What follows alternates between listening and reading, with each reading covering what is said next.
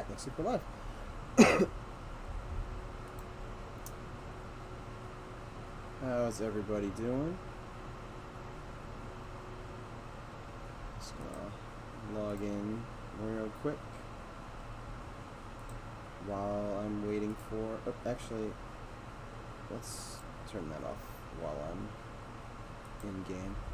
But anyways, I'm gonna log in real quick while I'm waiting for people to jump into chat.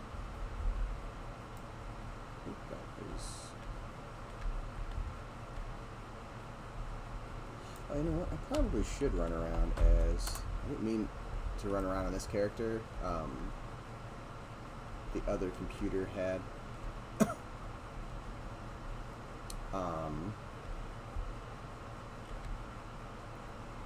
previously logged in a different character, so I wasn't expecting this one to load up. But, as you can see, our gnomes and characters aren't floating anymore. So, I haven't actually ran around in here since we fixed that. And by we, I mean, Ali fixed it.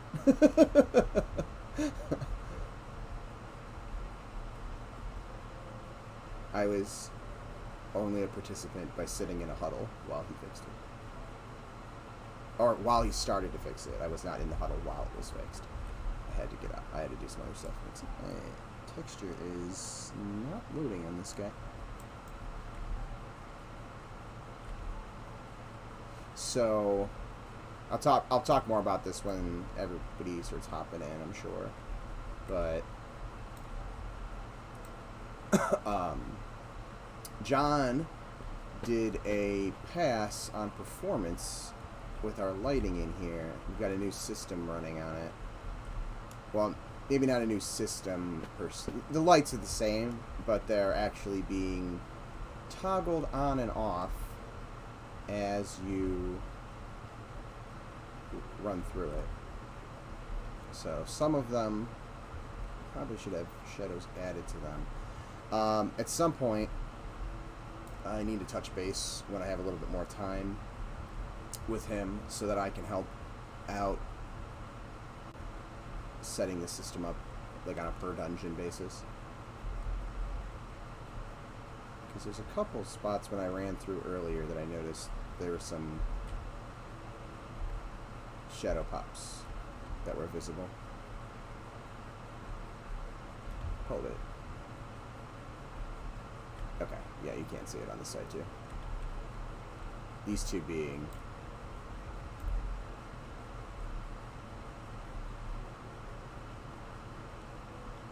two of them. Because yeah, on this side it unpops and then those are creating an issue.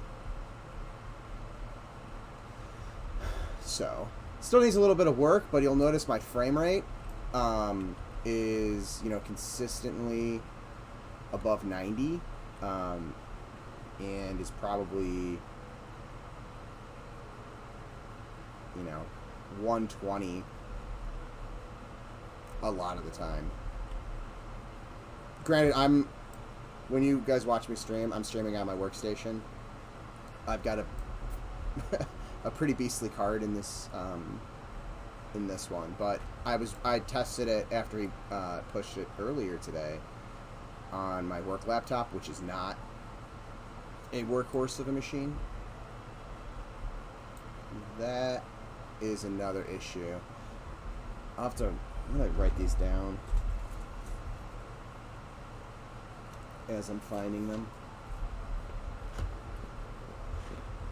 Actually, you know what? Let's make it in a document. Let's be a little bit more professional than writing this in sticky notes and doing it later.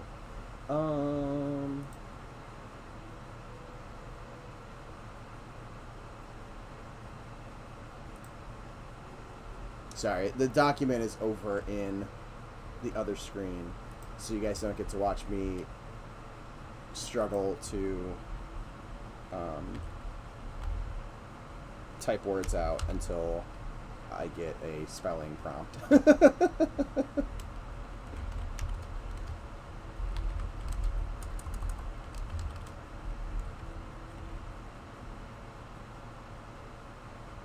Okay. Let's go back to the beginning, and we will make a list of ones that need to be fixed. Because there's a pop.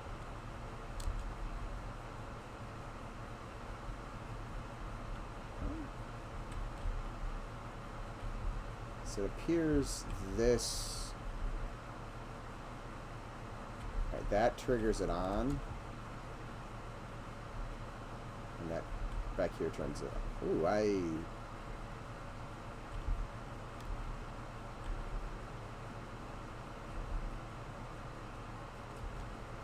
So that's just straight up shutting that off now. Okay. So let's go to the beginning. See if there's any funkiness towards here. I don't think these even had shadows on by default. Does this have shadows on? Alright, that does. Because it's got this nice little edge.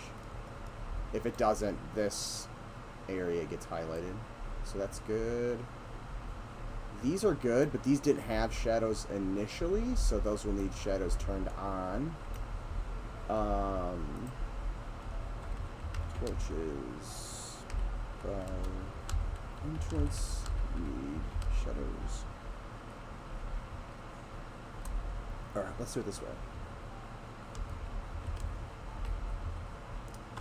Need shadows.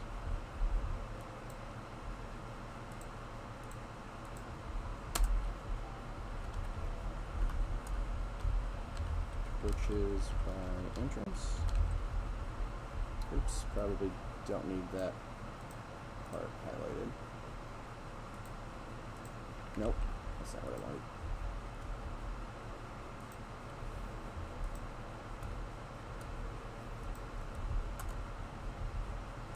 There we go. And there are 2 of those that need. That one probably needs it too. Oh no, I think that one does have shadows on. I'll have to double check.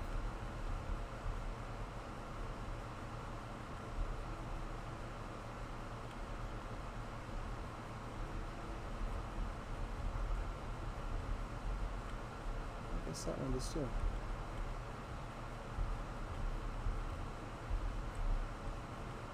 Maybe those one. Hold on a second.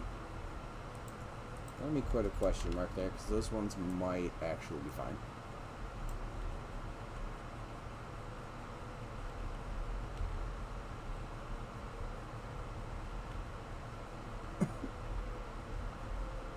How tough that one is.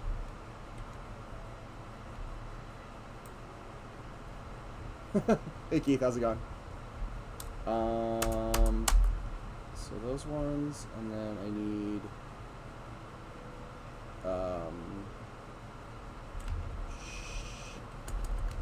issues with seeing shadows pop.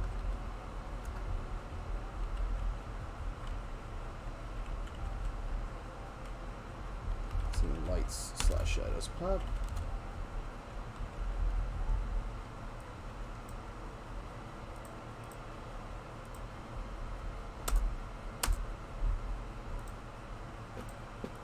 And I forget what the name tier is. Let's call it the supply room.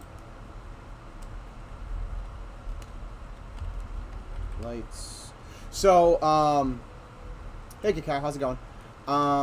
What we are doing, what I'm doing at least right now, I'm probably going to do a little bit more grayboxing in the marketplace, although the structures are almost completely traversable at this point. I just need to finish, I think, one building, like getting some rooms in it, and then go through all the structures and kind of work on getting windows and such put into them. But what I'm doing right now is John earlier this morning did an optimization pass on our lighting. So now the lighting, and I haven't had a chance to actually sit down in like a huddle and talk with him, so I'm not 100% sure exactly how to set things up yet, but I'm getting kind of inventorying a list of things that need to get fixed.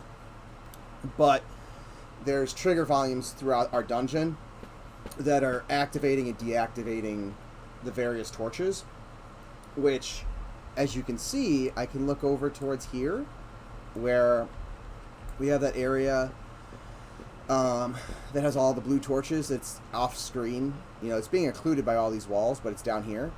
I'm still getting, 90 plus frames a second, where I was dipping down really low, like into the 40s before. And, I'm getting up to much higher counts across the entire, like, no matter what area I look at. So it's a first rough pass, but we have a couple issues here and there. I protest the bread. Welcome to the stream. But there are some issues. So like this is one that I just wrote down. You can visually see the lights activate and deactivate. So there's a couple places where that is. I'm just kind of taking inventory. Can be seen. Turning off. And then right now I'm just kind of walking around, going from the different angles. Basically, I'm doing a little bit of environment Q&A work to begin the stream. And then some of these lights don't actually have shadows. Like this one's not currently casting shadows. So now that we have this system working, I'll be able to come in once I know how everything works and make sure these are activated and that they're tied into the lighting prefabs that are triggering, whether they're on, off, and stuff like that. Hey Goblin, how's it going? So these are good. Need shadows enabled.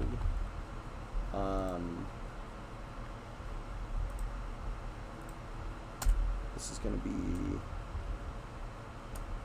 the scaffolding room, I guess.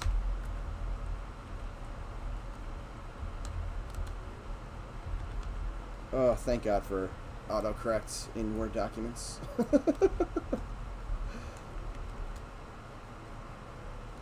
Good, just ate. Nice. I grabbed some Penn Station on the way home from work. I hadn't eaten all day. I was pretty hungry.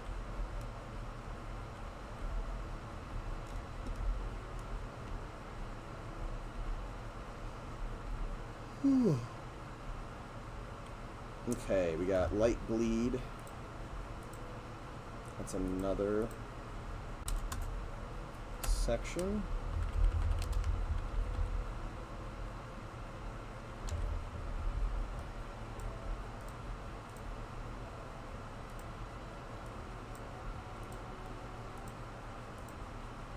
But it was good. I had not had a sandwich from Penn Station in quite some time, so I enjoyed it.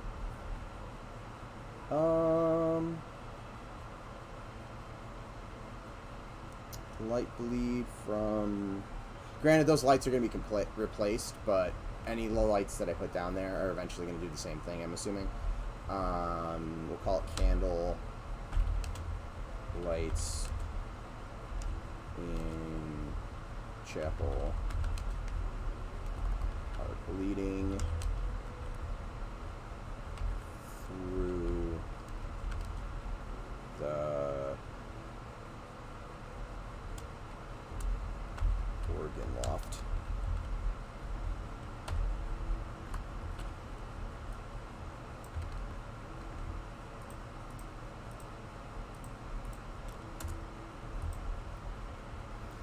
It's funny because Wither Home is kind of based around lighting torches.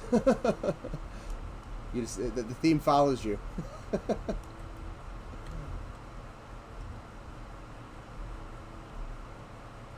so again, I'm just kind of walking around, making sure there's shadows or not shadows. So here's a shadow issue. The organ shadows are gone.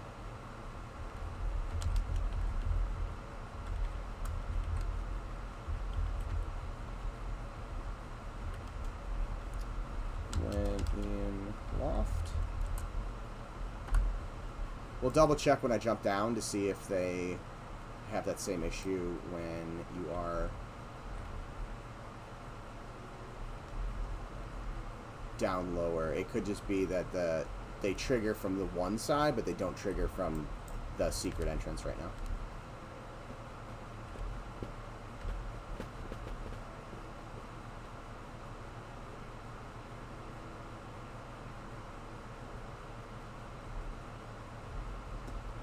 So I'm going to run all the way back up to here, and we'll progress from there back. Because you can see this was still on because I didn't do this transition. But if I do this transition, those turn off. So I should probably put...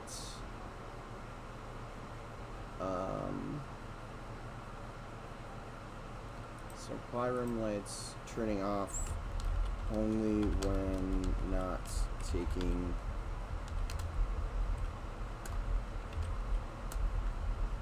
secret tunnel to chapel. And I know exactly why that is. It's just it's going around the trigger.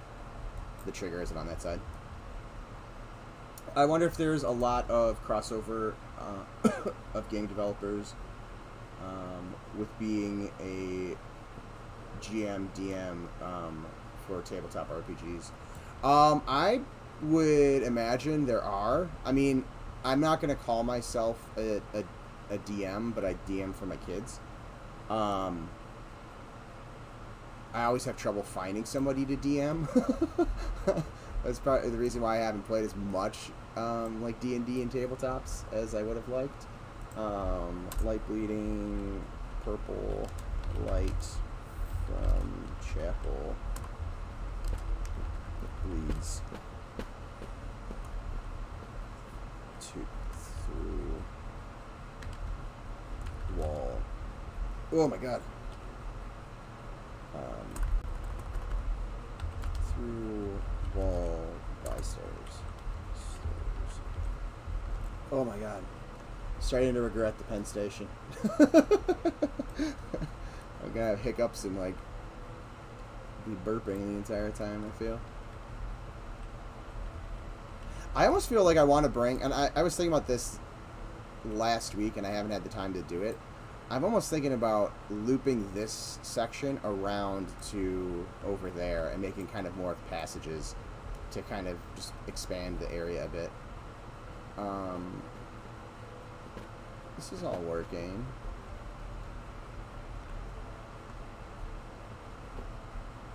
Yeah, that's just the... I think all of the shadows are gone there, too.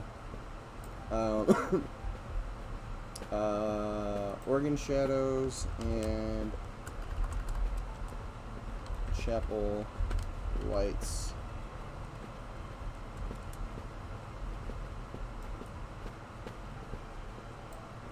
Oh, it definitely can be. My youngest son has less of a less patience for it. So he'll if he's rolling well, he loves it, and then when the dice turn against him, he loses patience pretty quickly. Okay, this is different. Last time I was in here, this... let's try this. Slash zone Wyrmsbane tomb. Will this basically sucre me back to the beginning? It will!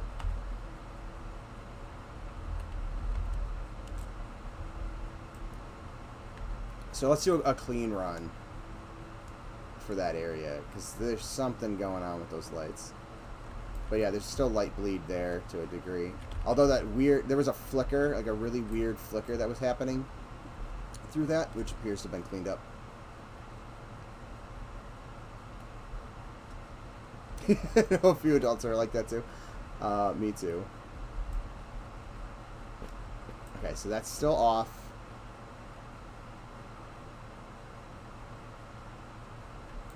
Those still are missing shadows.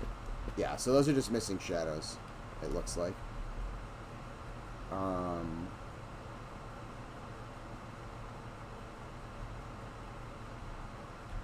That is weird, because I could have sworn when I came in here earlier, this still had shadows.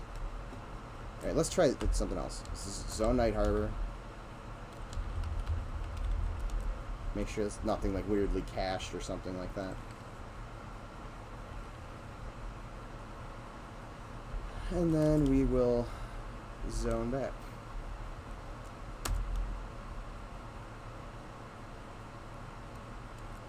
And we will turn off our aggro again.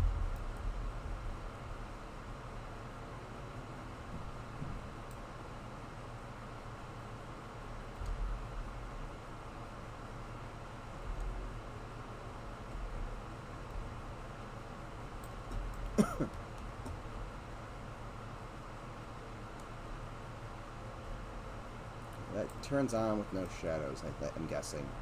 Because you don't see the light, and then you see a light pop on. Yeah, that just doesn't have shadows. So I'm wondering if something was changed since I checked earlier.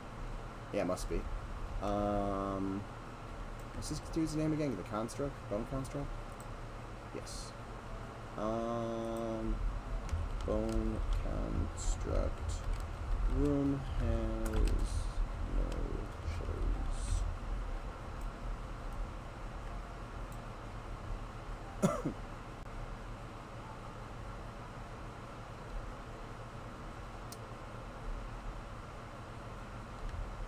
Oh, that's still the... That bleed will get fixed when that gets fixed. We already have that one written down. It's just bleeding through multiple areas. These torches need to be relit anyways, so we'll just say light bleeding torches in Crossroads room need to relight, otherwise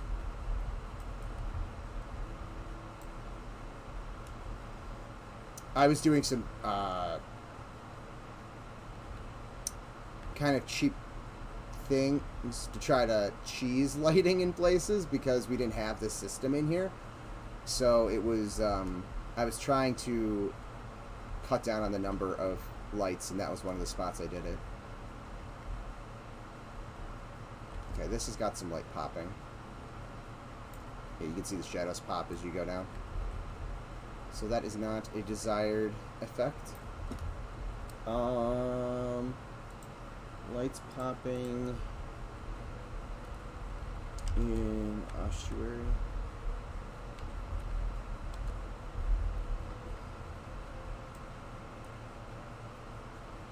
These torches will not need fuel, right? I am not 100% sure. My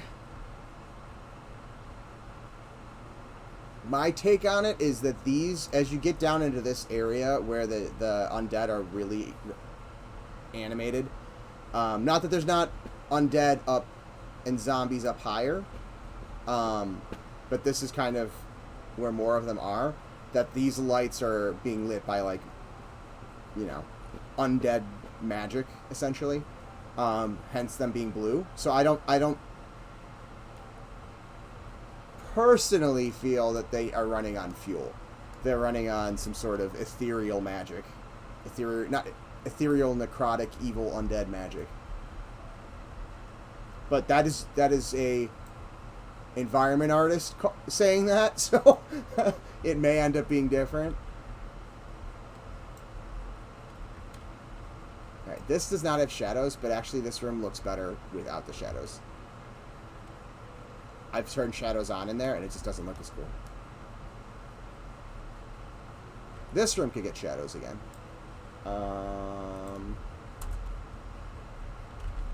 Dario Moon's room in antechamber.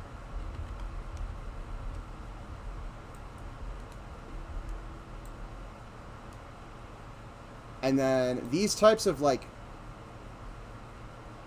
flavor lights, I guess I'll call them, like accent lights, that are purely here just to kind of give a little bit of a little color, and kind of set the mood. I do not think we'll be using shadows for those types of lights as much, because they're not really coming from a light source. So I think it'd be weird as you're walking around if you're getting shadows and stuff cast from them. They're purely there kind of for color, and I like that kind of old school feel that they give the kind of disembodied lights.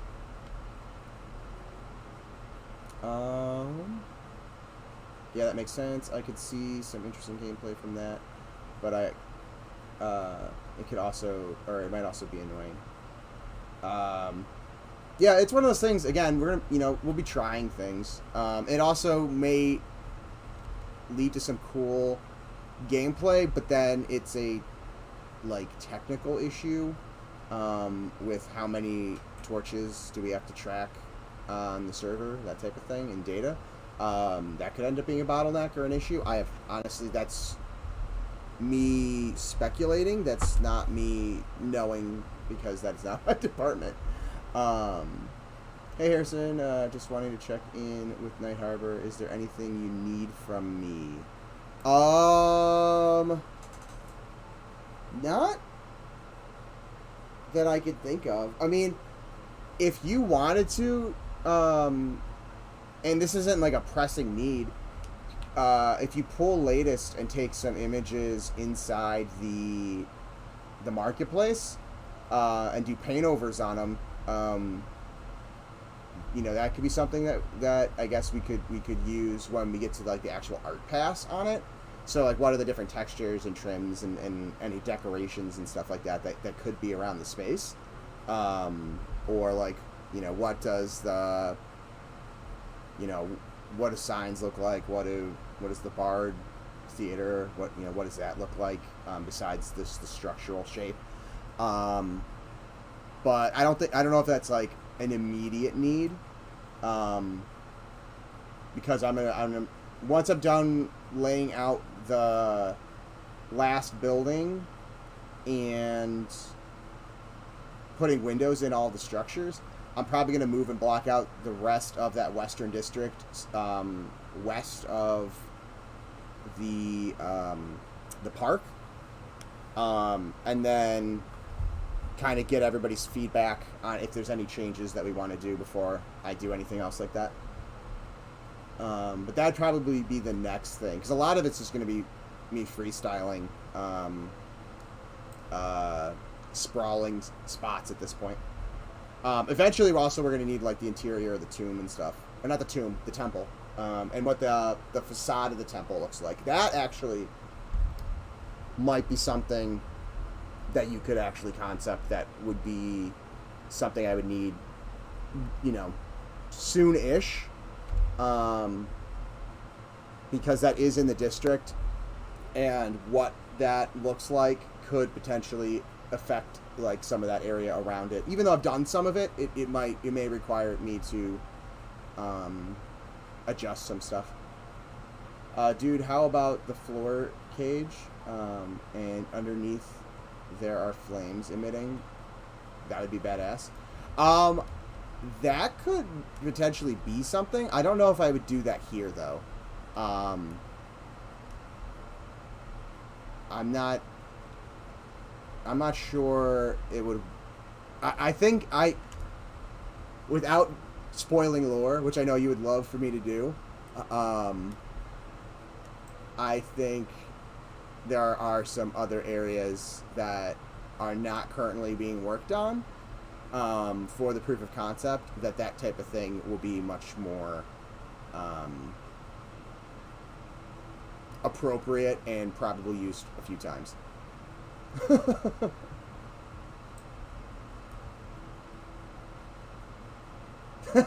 Nothing works on this beta scan. Hold on. Alright, so needs shadows enabled is basically the entire tomb, elite tomb area.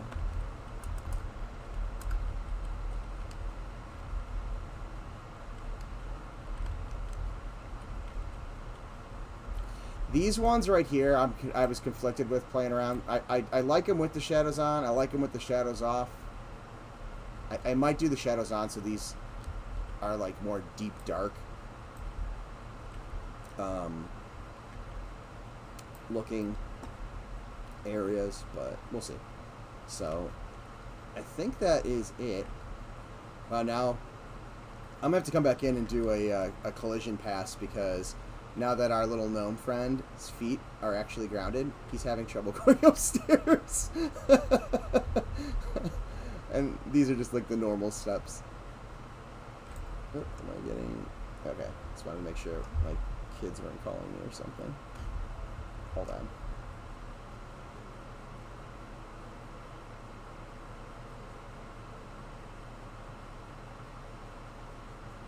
Okay, we're good. My phone just decided to like spam a million notifications.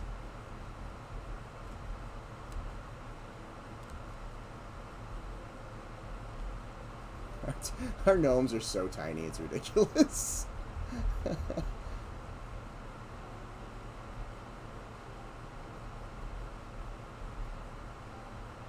He could be a little bigger. We've been talking about potentially scaling them up because I think they're actually under a actually I need to go all the way up the stairs real quick. They're under a meter in height, I believe. They're so tiny. I mean, they're like the skeleton's kneecap. Do you think that the guys on the ramp, or do you think that you will do ramps for the stairs? Yeah, at least on the normal. So the normal step height is 25 units, so a quarter of a meter in height, and then 50 in depth. That's kind of what I standardized. It looked good for the humans. The problem is that... Actually, you know what? This one, I think I already replaced. Yeah, I replaced these ones. So these ones, you can see, it's a nice smooth up and down. Although you do get a little bit of clipping. That might be something we can fix if we use leg IK to retarget. But I do not believe I fixed the ones down here. Yeah, this is smooth. This one's smooth. This is a ramp. I don't think I fixed this one in this dungeon. Yeah, so you get that, you can just get that like really jarring camera motion when you're going down. Like that. Where it's almost like a strobe effect. That is where I feel like it is more beneficial to have. Now, shorter steps like this, I honestly, I don't know if it really matters there. But these longer ones, I think, probably should be turned into ramps. Yeah, ramp colliders is the way to go. Yeah. Not to say that, you know, there won't be steps that gnomes are going to have to jump up. But I think the standard stairs, like the ones, you know, that we want everyone to kind of traverse a lot normally, I think will probably be converted.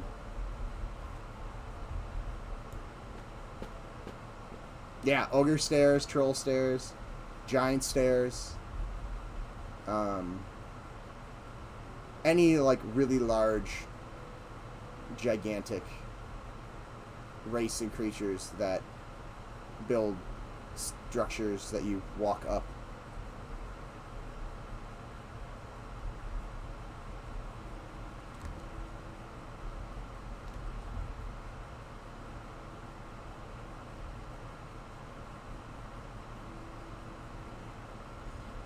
Cool. No weird bleeding. Awesome. I think Nick said he moved the zone line.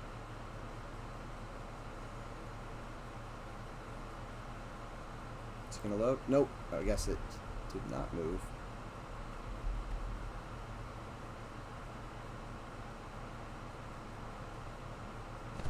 I want to go and check the gnome out in some gnomish structures real quick now that he is grounded. And you can see real quickly over here. Oh, that's not on the ground. There's something I can walk up to that is... Ah, here we go. So...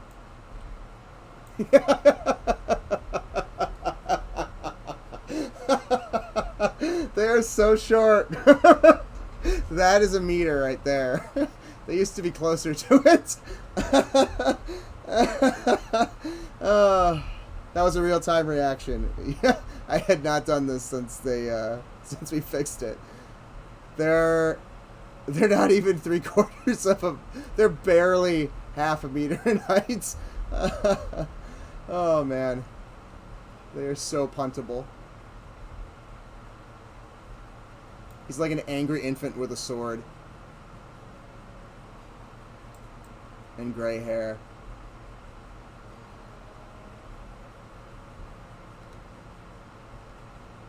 Overstairs.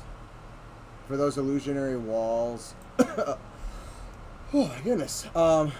There, do you think we could do a cool feedback effect?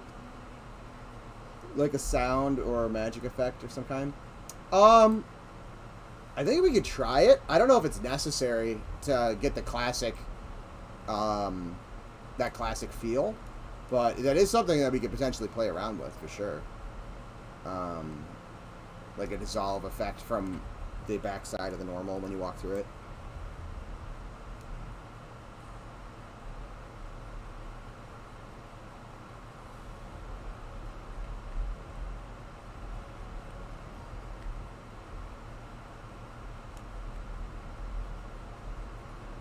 This feels alright. The doors could probably be shrunk. Because they're more square. But I'm going to leave them alone. Because I have a feeling we're going to double this guy's scale. And then this place is going to shrink a bit. So that doorway, it still might get narrowed a little bit. It's a little squarer than the human ones. But... just reskin them into mandrakes already. Sheesh. I had them at 1.12, I think, size. Yeah, they're definitely not at that scale currently. Because I had envisioned them, granted this was in my head canon, around a meter. Maybe just under. And then maybe the deep dwarves, they're not deep dwarves, deep gnomes, like at or just above. But these guys are so tiny, it's ridiculous. To show you how tiny they are, I will break some geo for you all on stream.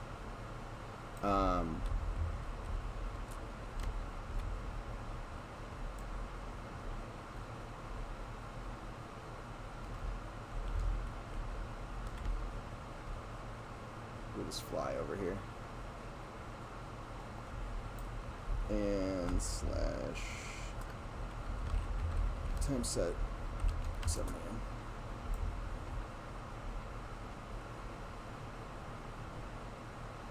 I love how he looks like a tiny murderous elf in the screen. It's like he's escaped Santa's workshop and is out for blood. Listen to one too many Christmas carols.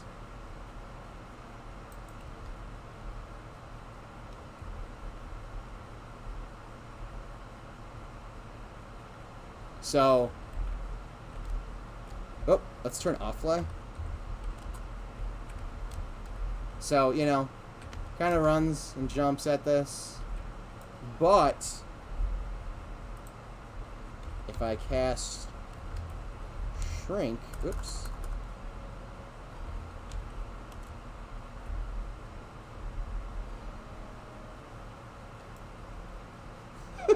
They're so tiny, it makes me laugh every time. I could totally just yeet myself out through the bars, and that's like Geo that I never expected that to be a thing on. So yeah, our gnomes are very broken in terms of where they can get, and now I'm stuck because I need to go out this way.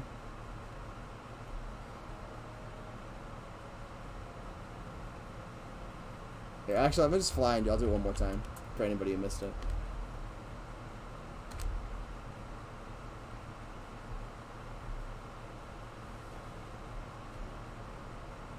I think this whole area actually might get a little bit, a slight redesign. I may have mentioned this before on stream. I know I mentioned it when I was showing Ham some stuff that we were working on.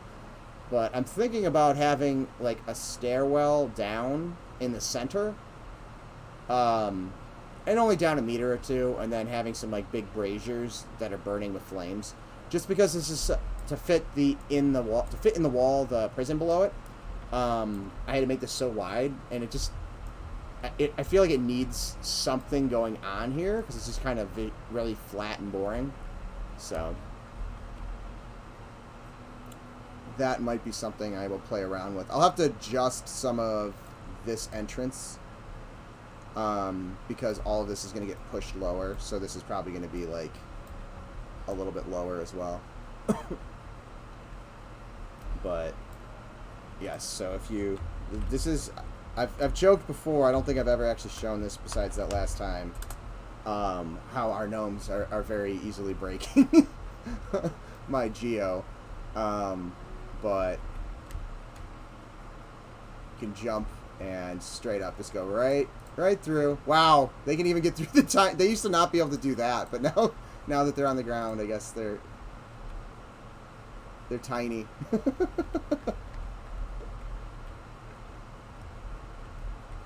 But yeah, you can just straight up throw yourself outside.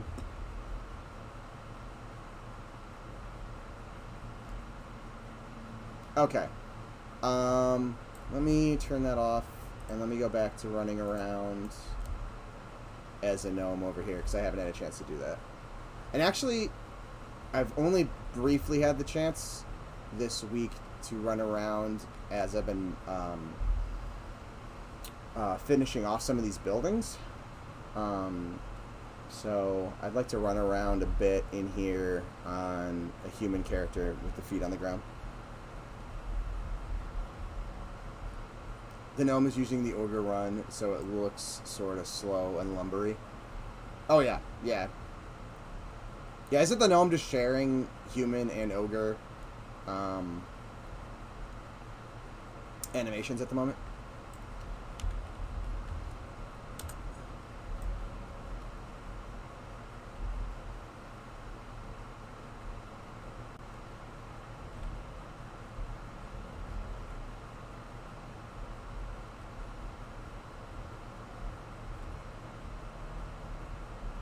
Yep, okay, that's what I thought.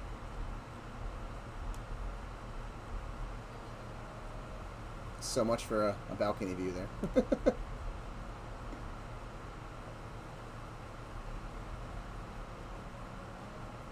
I should probably give this guy boots of speed. Or do I already have him on this one? I do.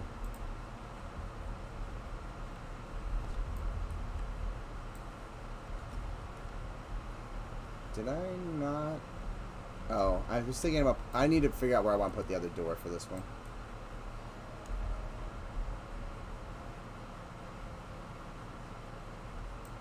And actually, I wonder... I did some adjusting to this on the outside, and I did not come inside to fix it. I still need to fix the terrain in these newer areas. And then this is the building I still need to finish. So you come up to this courtyard, and then there'll be rooms and stuff kind of off this courtyard, and then like balcony or something up here. And I feel like this needs to be like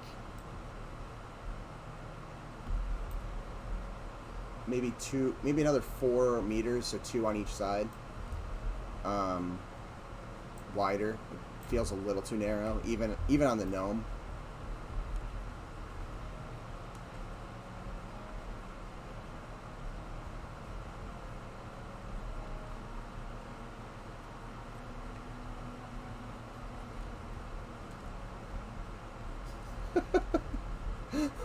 I love how the gnomes are just like, oh, there's a small place, I'm just gonna jump right through it.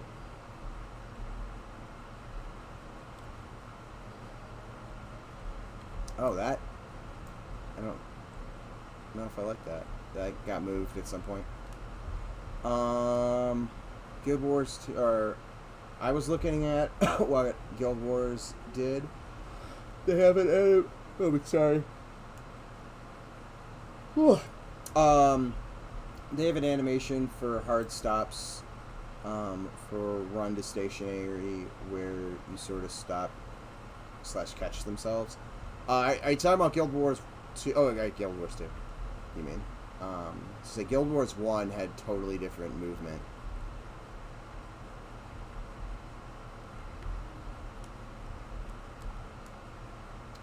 I bought Guild Wars 2, started playing it. I think I played it for like 3 hours. Something in my life happened. I don't remember what. And I just totally did not have time for it. And this room is goofy. I don't think this should be here. I might just open this whole space up into one large room, because these rooms feel weird.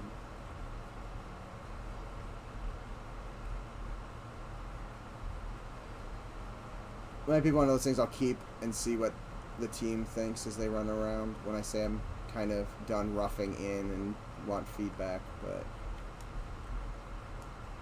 I think that's one of those things I'm going to lean towards. I'm probably going to change it.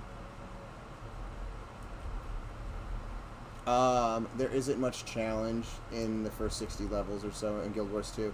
Yeah, I'm not surprised. There's not really much challenge in anything these days.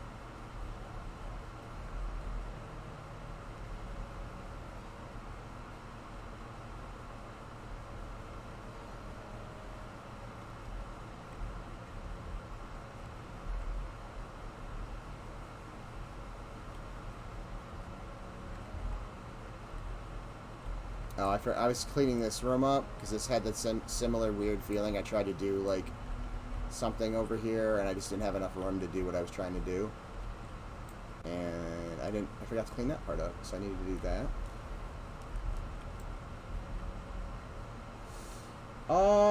Turning cog. Apetus, what the F is up, my dude? Not much. Was checking out some optimization. Actually, I do have some room to make this building a little bit wider.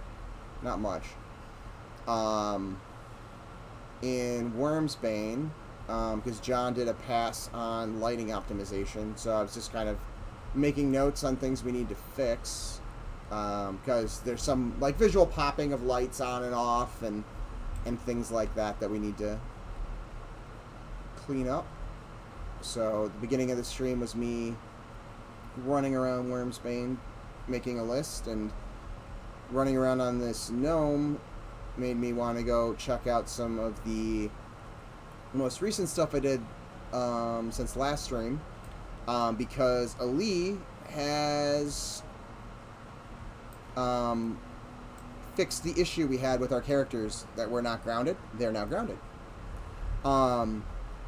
So scale is slightly different.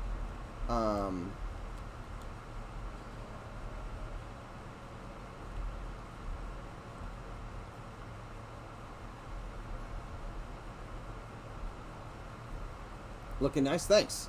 Yeah, this area has been kind of initially roughed in.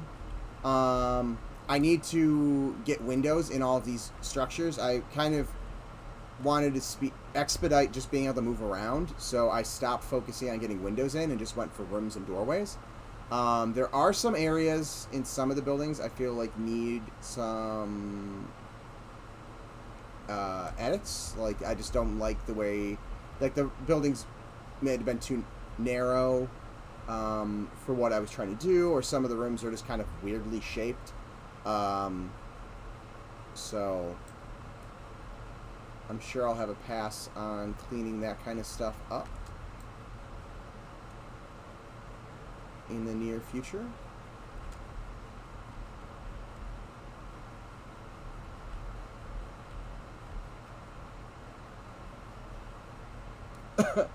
Yeah, sadly, I was looking to hardcore. Bleh. I was looking forward to a hardcore mode or something in Guild Wars 2 because I was leveling, or I like leveling in MMOs. Yeah, leveling is fun. I leveled 3 characters, almost. Well, 2 and almost a third. On the TLPs, but man, TLP, I love playing on them, but they move so fast. I didn't have the time. I was like, this is cutting way too much into other stuff that I need to get done. So my TLP playing has severely been cut back on, or I could almost just say I haven't really touched the TLP in like a week and a half.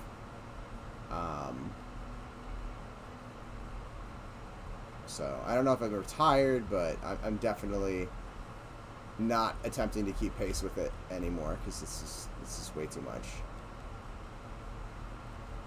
Great way to experience the game quickly if you have the time, but man, it is a grind.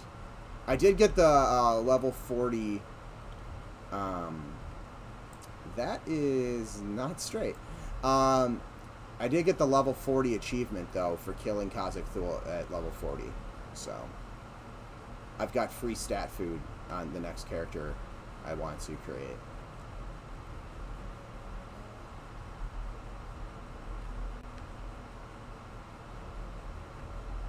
Which, that fight was not hard at all at level 40.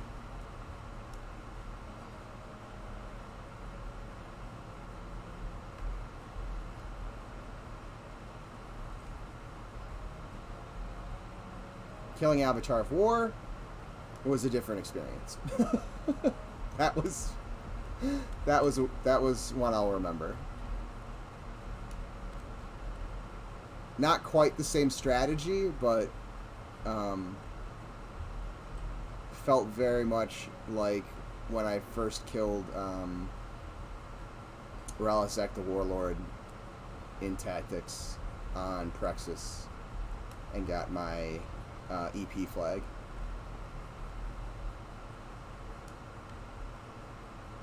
I think there was that one though had more people in the. I think we only had like 80 people when we killed Avatar of War. But we had like 150 people when I got my Ralisek flag. Pure chaos. Pure and utter chaos.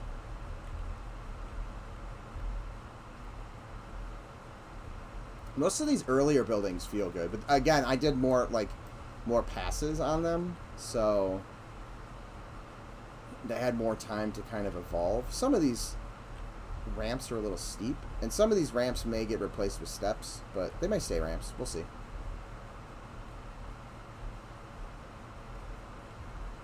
Oop. That is not supposed to be like that. Ooh, that broke.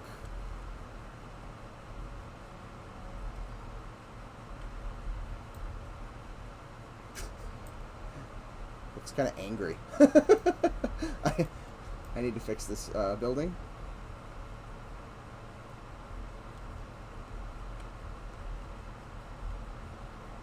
I'm not sure why that broke. I haven't touched that building in forever.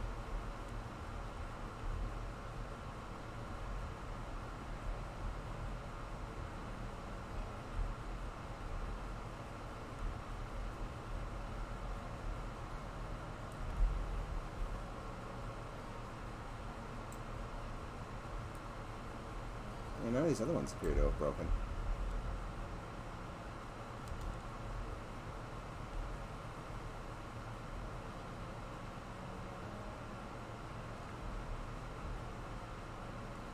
But yeah, Goblin, kind of like, you know, concepts of like what the building could actually look like in turn with, like, you know, decorations. Is it wood? Is it, you know, adobe? Are there trims? That type of thing. Same with some of these views.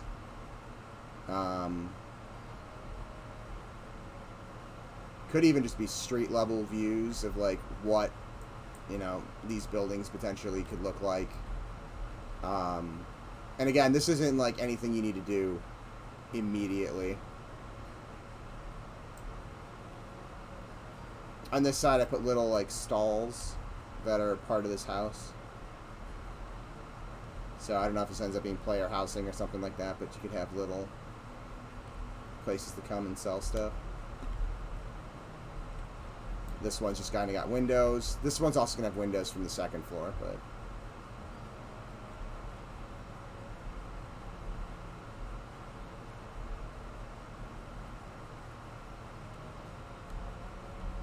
But yeah, okay, let's fix some of those issues. And I'll stop running around. And let's turn back on some music.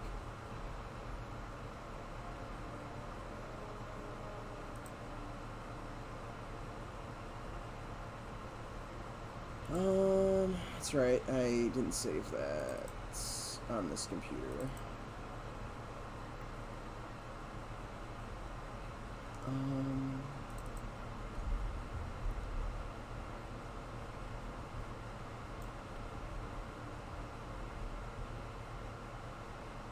That gnome silhouette looks pretty good. Yeah, it definitely does. So, I have some ideas for, like, if we want this to be sprawl. I need to talk to Ham again. I know he's been busy and I've been busy, so I haven't had a chance to talk to him in the last week. But potentially having some streets that kind of radiate in this direction and then kind of make little blocks of houses. Again, I like this kind of clustering, so I kind of want to do some more of that throughout. I need to finish these buildings too, but they haven't been done yet. And then continue that into this area, and then shrink the footprint of the tanneries. And I think I kind of want to carry... I'm going to talk to Ham about this as well. If it fits the lore to kind of continue this broken wall over into here, and that these buildings are kind of built into maybe either similar buildings to this, or maybe some of them are a little bit more run down. Hey, Riff Chumley, how's it going? Alright, so it's this building? Yeah, this building. What happened to you?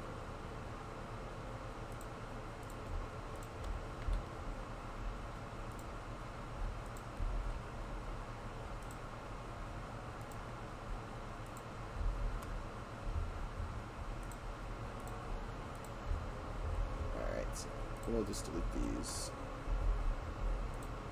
And we will...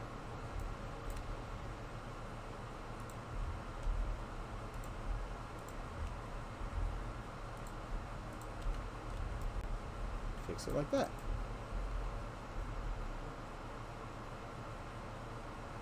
Okay, did I don't remember intentionally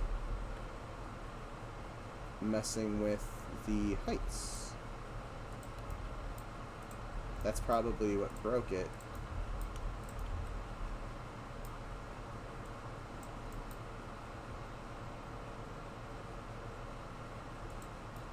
Awesome model, by the way.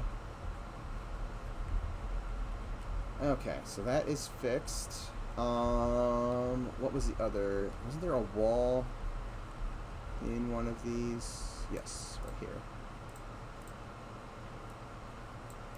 So, I'm guessing some of these smaller things are just me being stupid and selecting a hidden face, or a hidden vertex and not realizing it.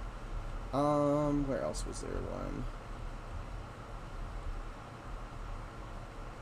Is there something going on over here somewhere?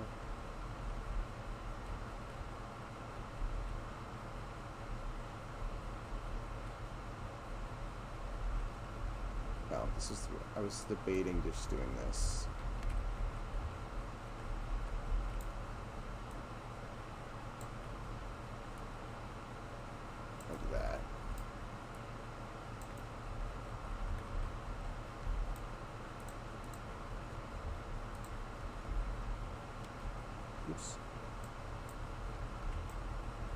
sure I'm not.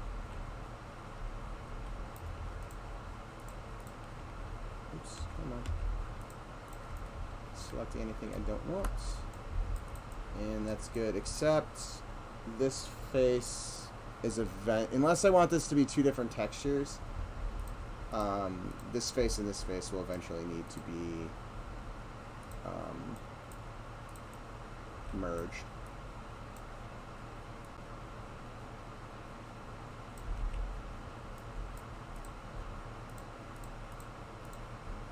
Right now they're overlapping, which we do not want.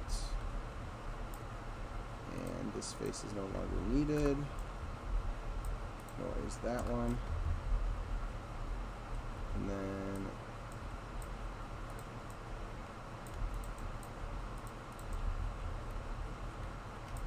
that isn't needed. Oops. Okay, we're good.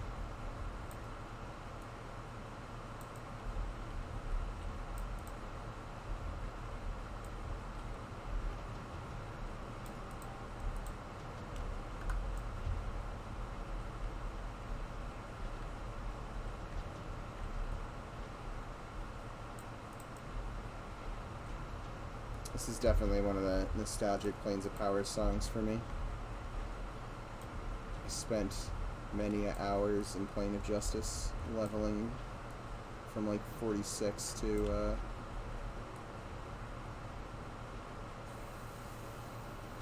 52, 51, something like that. Getting destroyed by the Justices, because I had absolute crap gear for that area. And they hit hard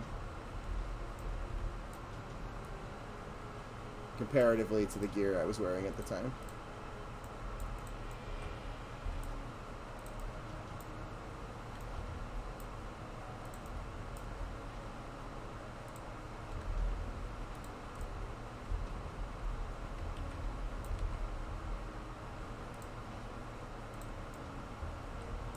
And I also remember beating the trials for the first time so I could get into Valor. That was fun. That's another EQ memory. And then I learned not too long ago, probably like 3 or 4 months ago, that Sean actually did the POJ trials. I was like, no way.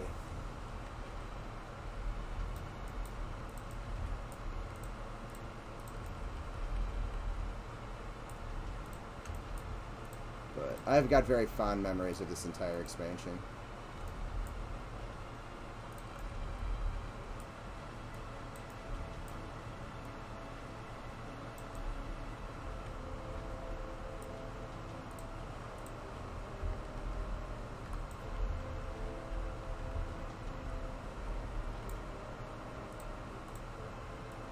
And I know it killed some of like the world travel and stuff like that, but I definitely enjoyed the raiding.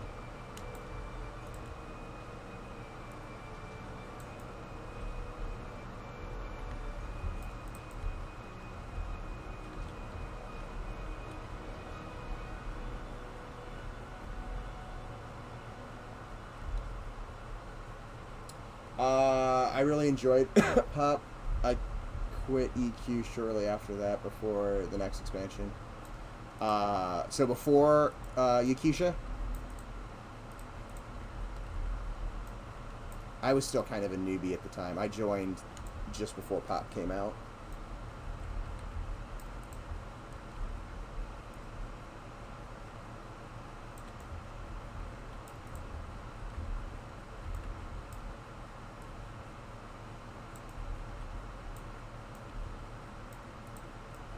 Yep, right before that.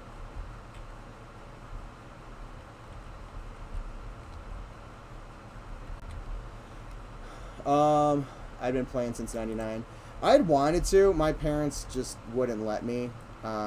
They used the excuse of we didn't have DSL,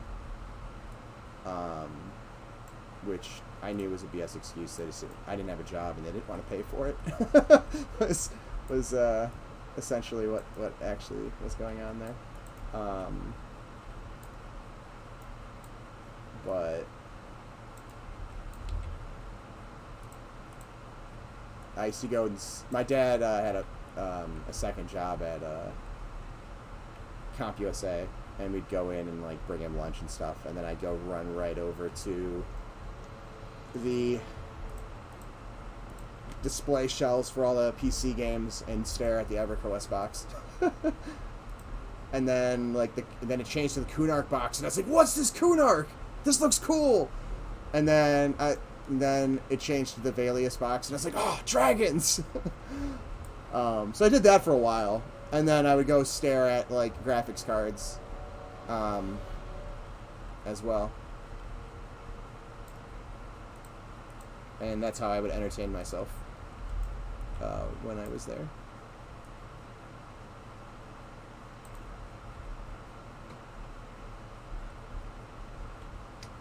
Don't know if that's going to be too small of this space. Guess not. That could work. Yeah, that actually doesn't feel bad.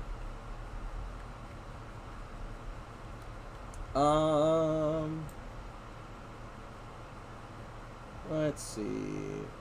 How old are you when EQ came out? I just used the 30-day free AOL discs for most of the year before they caught me. That's hilarious. Oh, man. I was just a youngin', probably 12, 13 years old, 27 or so. Well, when EQ came out, I would have been 14. I didn't start playing until I was 16 and a half, something like that.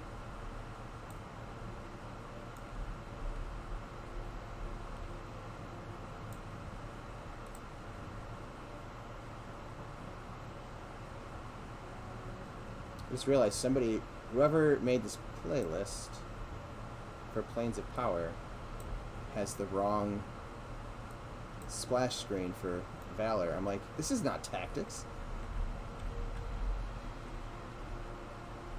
Okay. So I'm also been hemming and hawing, like, do I want this back alley here? Do I want to just bring all of this right up to that?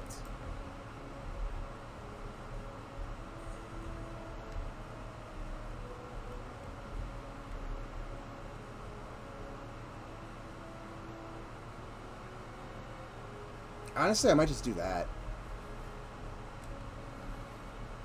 Because that little alley doesn't really serve much. And I've got alleys kind of going around certain other areas too.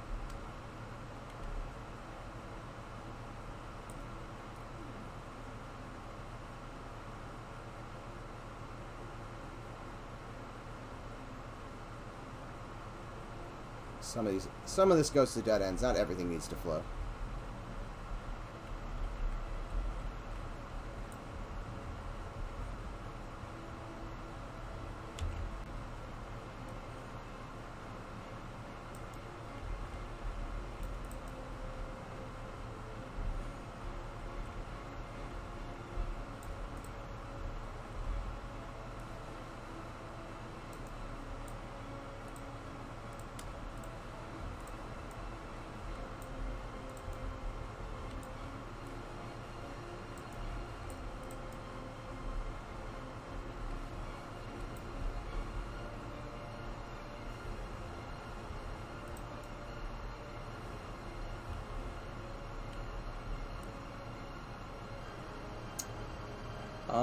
Dead ends are perfect places for shady gnomes. I would agree. Or for a random spawn of cutthroats or muggers or something to pop up and steal your hard-earned plat.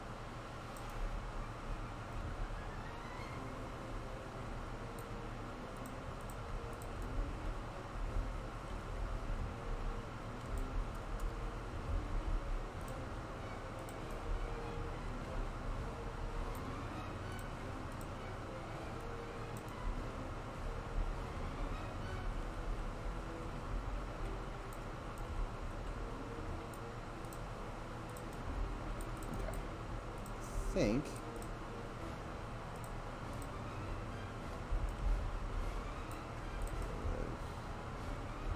all of those but this one, and we'll just leave that right there. Nice.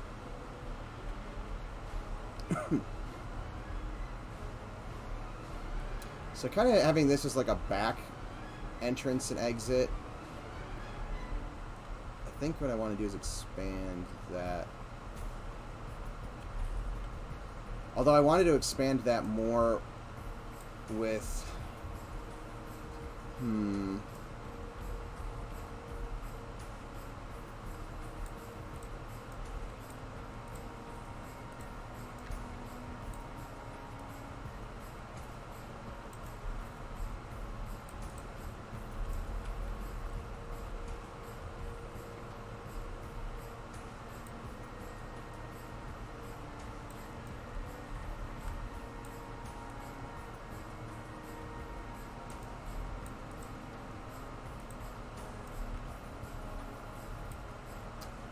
Let's delete these extra faces.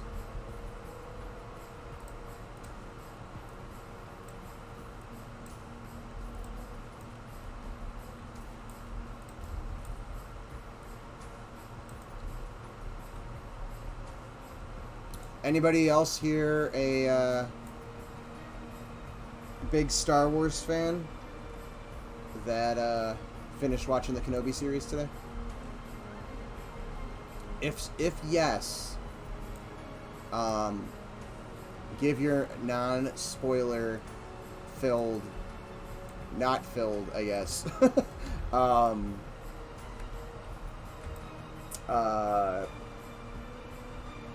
why am I completely blanking on words right now? Non-spoiler review. Like, how did you like it?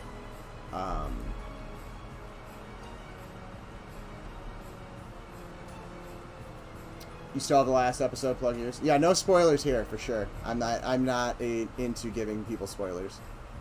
I'm just wondering everybody's opinion. I will give mine after I let people go first. I don't want to taint the results.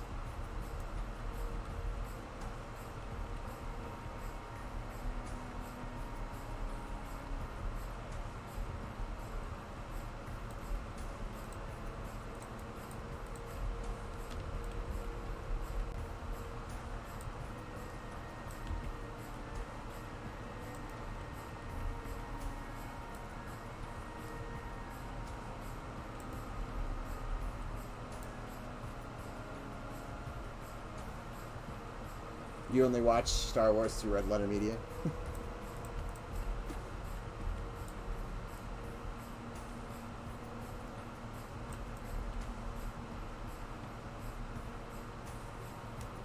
I should probably go watch that. I will speak from the standpoint of someone who kind of just happened to wake up at like 5:36 in the morning and from the sun popping up and was like, what time is it? Oh, it's early. I probably should get up and just go and watch it, because I know if I go on to social media, because I follow way too much Star Wars stuff on social media, I'm like, it'll get spoiled in the first 2 seconds. And there's been a whole lot of spoilers in my Facebook. So if you do not want spoilers, I would highly suggest going and watching it before you hop on social media. But again, spoiler free, I'll give my opinion. I enjoyed it. I was very worried about how they would, like, I guess, stick the landing. And I won't say anything right now, but I think they did a fairly good job with the whole series. There's some minor issues I had here and there. Being a Star Wars nerd / purist, I guess, but actually it's one small thing, I guess. But other than that, it was really well done, and even that I can forgive them for.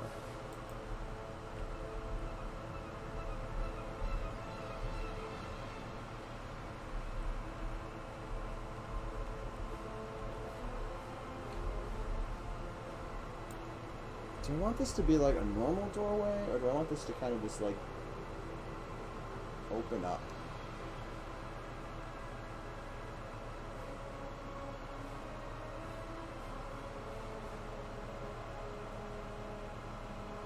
There'll always be issues, I guess, but as long as you enjoyed it, watching it, that's all that matters. Yeah, exactly. And it wasn't. Again, the issues is a rather small one. It's not something that like completely breaks anything. But I mean, I guess it breaks something, but it's nothing that's like destroying the entire continuity of anything. Most people won't even notice what it is.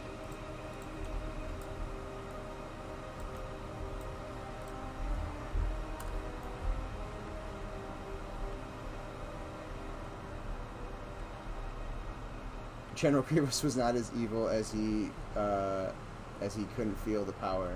He was just frustrated. General Kenobi. Sorry, I do not do a good Grievous impersonation. I wish I could. Well, I take that back.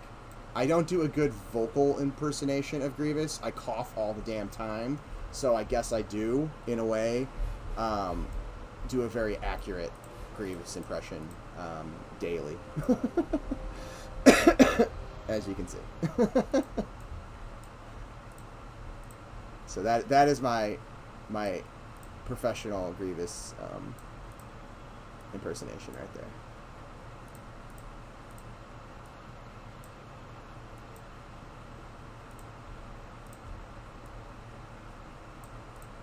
All those years of childhood acting classes paid off.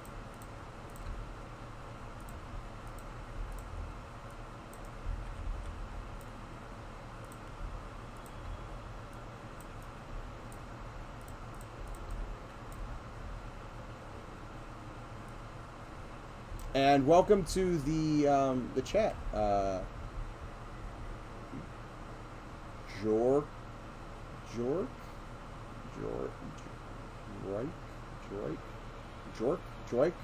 something. I apologize. I know I'm butchering your name. But welcome to the channel.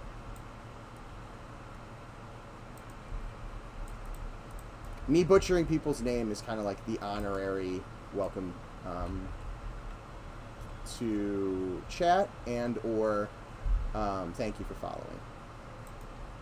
So it's customary at this point.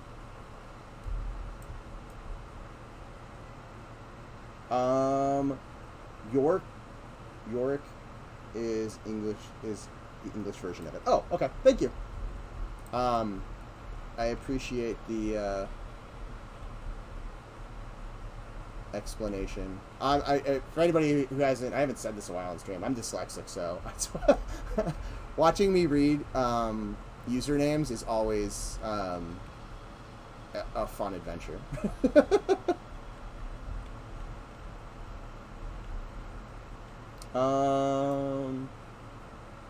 Well, I'm off to watch Kenobi then.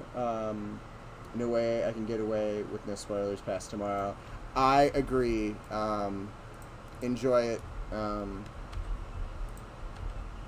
Chumley, and we will see you another time.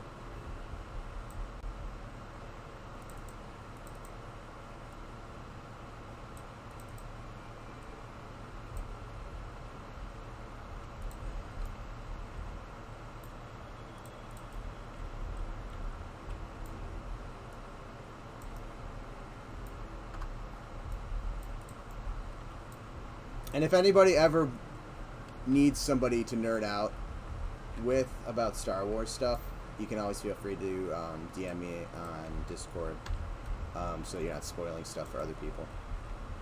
I will talk your ear off about Star Wars without issue.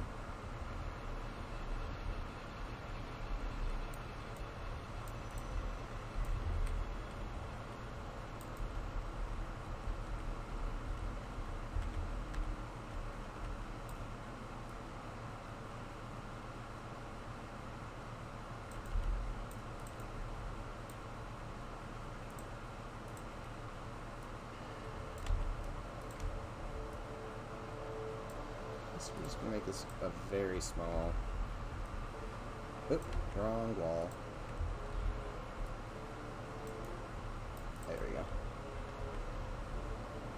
go. If there is no Grievous, there is no movie for me. Grievous is a good character. I was super excited when I found his Black Series in the wild. I was not expecting that.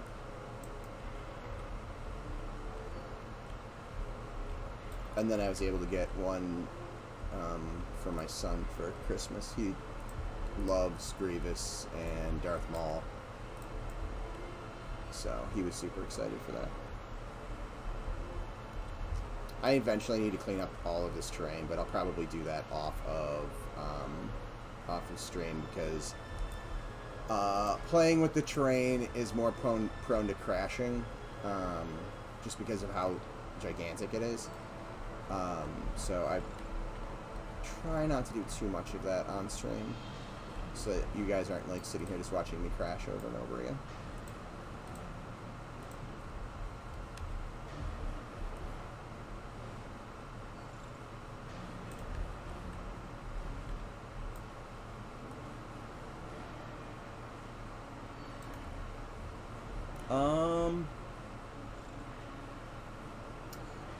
Mr. Zen TV, welcome to the chat. New guy question. I'm going through a few Academy courses. I plan on completing 2D courses, then 3D courses, etc. Is there any real advantage to going through 2D first, or am I planning? Oh, sorry. Or if I'm planning on doing 3D game dev, should I digest that instead? I know it's a load of questions. I'm just curious on your thoughts. So, before I answer your question, what part of 3D development are you interested in? Are you looking at doing the design work, programming, 3D art? Because all of those, I think, kind of have different answers.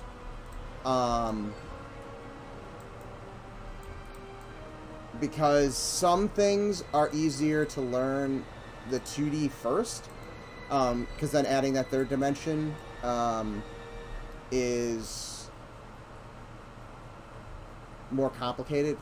Animation, for one, is generally a little... Granted, it depends if you are... You can get... All right, let me put it this way. You can be a good 3D animator and not be an amazing character artist, and like with pencil. That is possible, but it is easier to learn the principles of animation in a 2D setting, like a ball bounce, a simple like whipping motion, water drop, like all that type of stuff. Those fundamentals, you learn timing, pacing, squash and stretch, anticipation, arcs, things like that. I can't remember all 12 of them off the top of my head. I'm not an animator. I can animate. I'm not an animator. Gotcha. That makes a lot of sense. Thank you. Oh, no problem. But like again, if you're going on like as a 3D artist, honestly, just jumping into 3D, I think works best. For instance, you know, I can draw, and I mean, I used to be able to draw a lot better than I can nowadays. It's kind of a muscle. If you don't flex it, you know, use it or lose it type of a thing. I've been modeling and texturing for, you know, closing in on 2 decades now.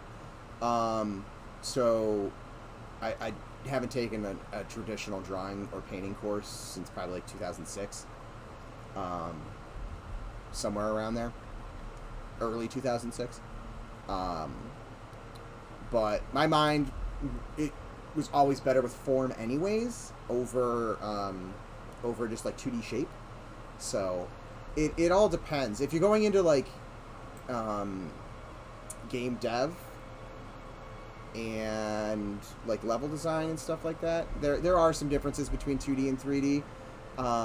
But you can get the basics of how things work either way, in my opinion. It really depends on where you want to land and what specifically you want to do. Don't you Academy make courses don't make you Academy courses at all? Make Unity learn platform. Honestly, a lot of the stuff I do, I mean, U Academy. I'm sure Unity has some stuff. I do a lot of stuff either by looking up documentation. I apologize. I should not have had a sandwich before I streamed. Or I'll just look up tutorials. That's how I learn. One thing though is to just, you know, understand that everybody like whatever's the best way for you to learn what that is, and then stick to it. You know, maybe you can try some new stuff here and there when people recommend it, but yeah, find out what works for you and run with it.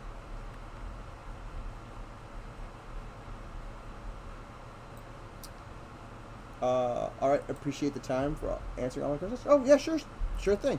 And that goes for anybody who's you know, newer to my streams. I am more than willing to answer any type of questions. I can't guarantee all of the answers are going to be good answers. It just depends on what the question is. But again, my day job is I teach this type of stuff. Again, for anybody who's new to the channel, I'm primarily a Unreal guy. I'm just happen to be working on a project that is in Unity. So a lot of the concepts and stuff carry over. I'm just not as familiar with some things, and I can program with the visual scripting in Unreal, but not here. I probably could, if I used Bolt, I could probably do some more in those terms, because Bolt is, from what I can tell, it is fairly close to a copy of blueprinting, but I don't know if it has all the functionality or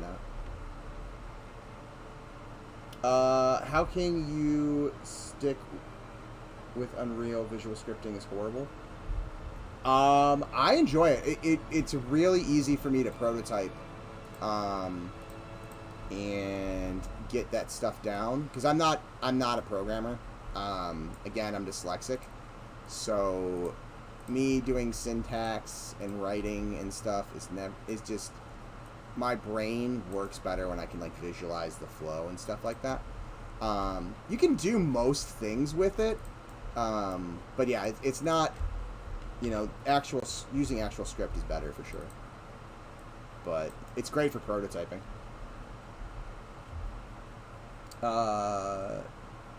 UDK is where I cut my teeth on level design, making Unreal Tournament maps for fun, good times. Now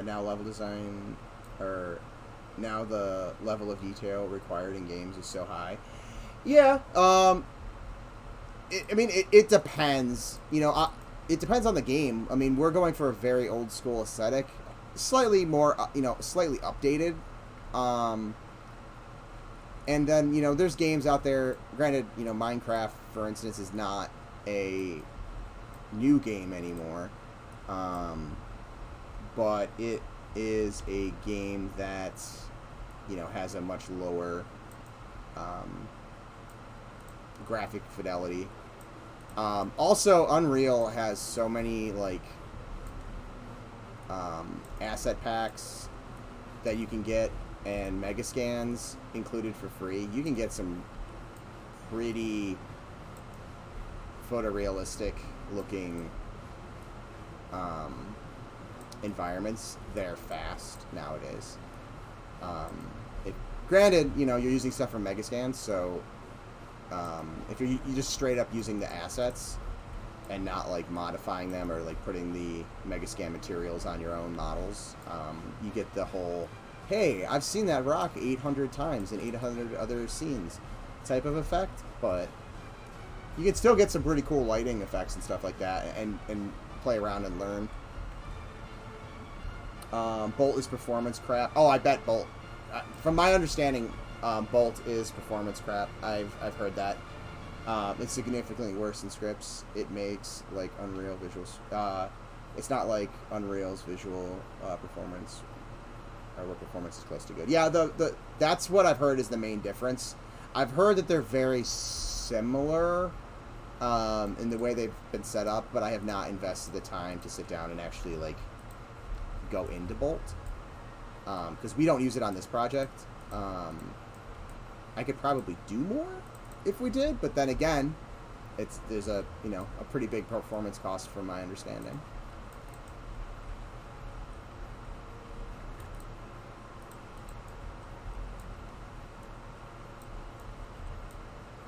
But yeah, I would not probably use Bolt as a production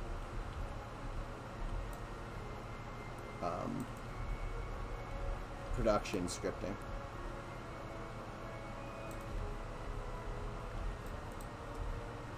Just based off of the things I've heard. Unless there's been some sort of update to it that I've not heard about.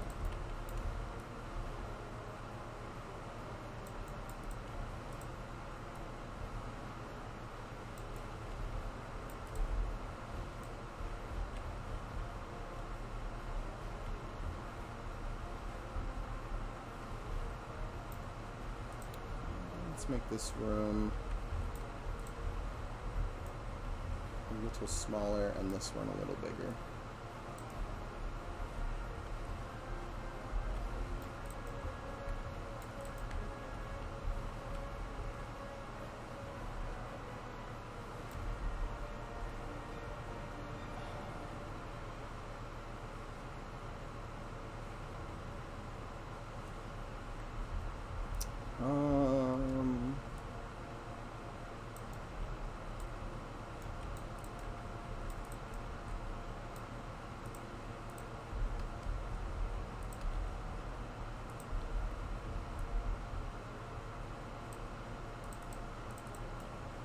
Doing that. This one, 3. Okay, we'll do that as 3 as well.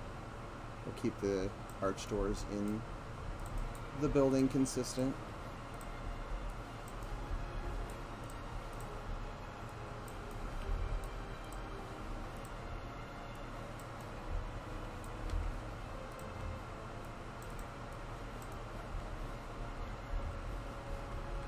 Ugh. To do so much cleanup on this one. I was really hoping when we updated, and I didn't check, I was just kind of like crossing my fingers, like please let that be the case, and it wasn't. Never is. That they had updated Pro Builder so that I could delete edge loops, but alas, hitting the button doesn't do anything still. What'll happen, I'm already calling it, we'll get done with the proof of concept, or we'll just be done, and like it'll be the game will release, and then Pro Builder will have the ability to delete edge loops, and I'll be like, of course. Calling it now.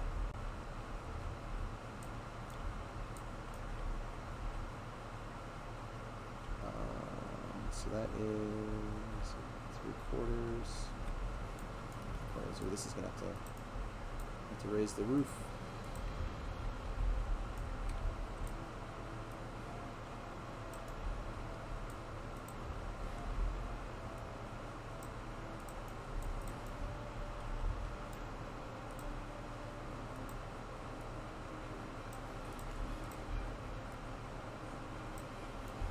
Oh, shoot. Here I was like, oh, I need to move these to 3, and I sat there and moved them to 2 like an idiot. I'm like, why is this not looking correct? Oh, because it's not wide enough.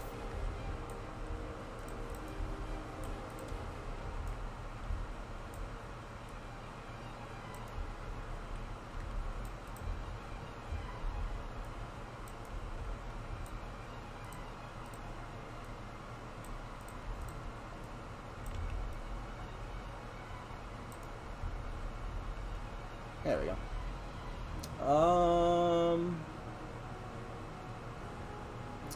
Done much work with Houdini. I've done a little bit. Actually, that is one of it's on my list after I finish this class that I'm currently teaching, is to kind of dive more into it, because I have a course next semester that is using Houdini to do some particle effects and stuff like that. So a little, but the answer is soon to be yes. I just need to get some time to sit down and dive into the documentation and tutorials. But I want to get more in. I want to do some more. Maybe not for this project, just to learn it, because I like that kind of stuff. And I've been wanting to learn it for a while now. The like geometry nodes and stuff like that in Houdini.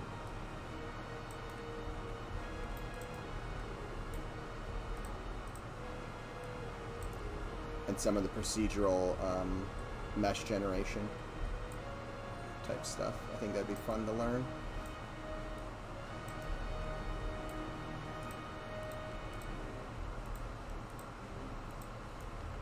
And I need to play around with the new Unreal 5 procedural modeling tools as well. Have not had a chance to. Most of my free time has been sitting here building Night Harbor, brick by brick.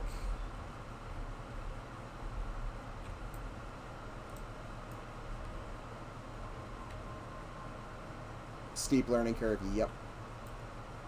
Yeah, kind of like Substance Designer. A lot of fun, steep learning curve.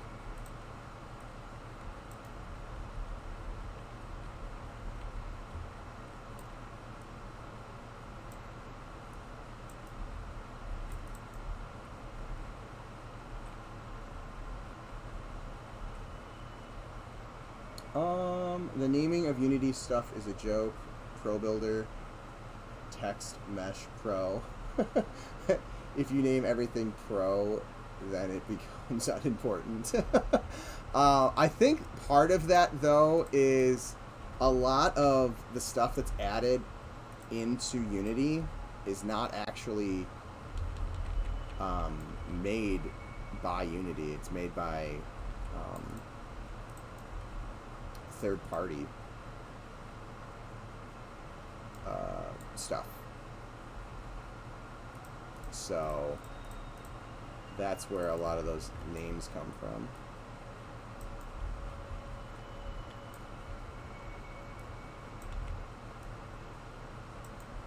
Granted, you know, when Unity buys them, they could totally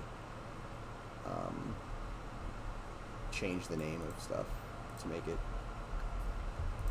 work a little bit better, but that is their decision.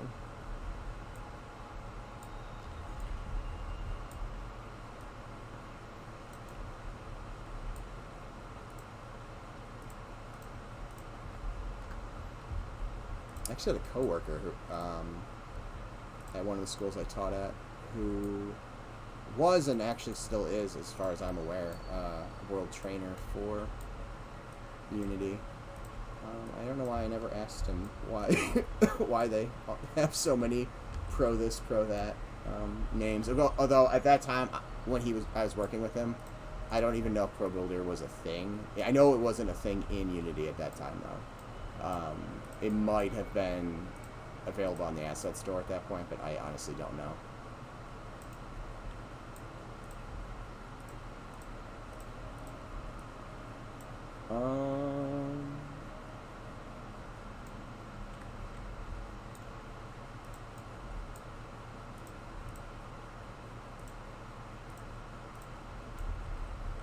Alright.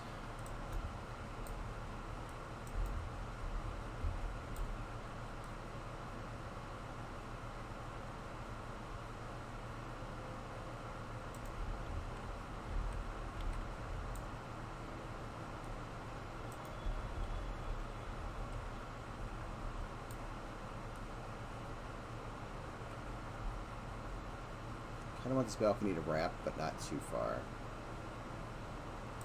Maybe like that? Alright, you know what? Actually, let's just use this. That is perfect. It's one of those things I did because I liked it on the outside, but it also ends up working for the architecture on the inside. I love when that happens. It does not always happen when you're freestyling stuff like this.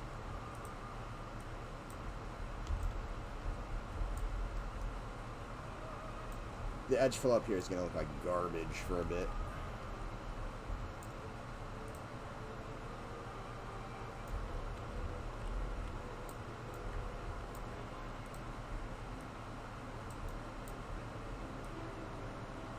Actually, let's do both of these.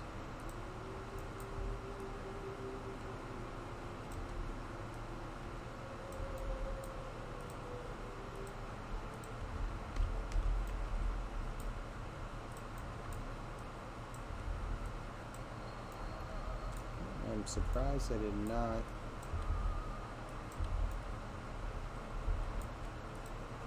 get one of the other edges from that.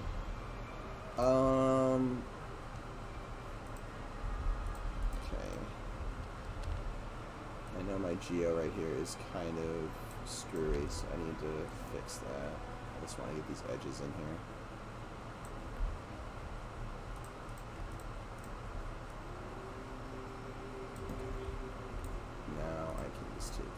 Actually, you know what? Let's do it this way.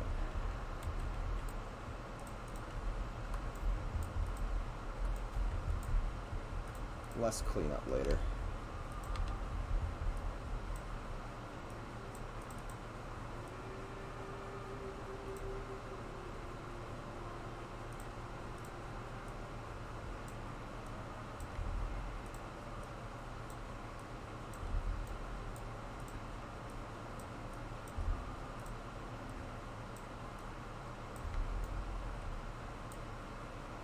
Oh shoot, what am I doing? These ones need to be there. This one needs to go down. That one needs to be there. And then these need to go down. Helps if you're actually like thinking and you don't just start crushing everything down without paying attention.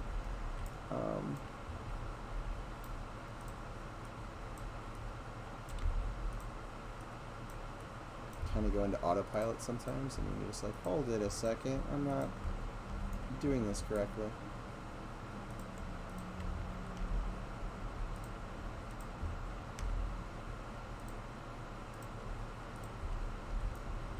That's better.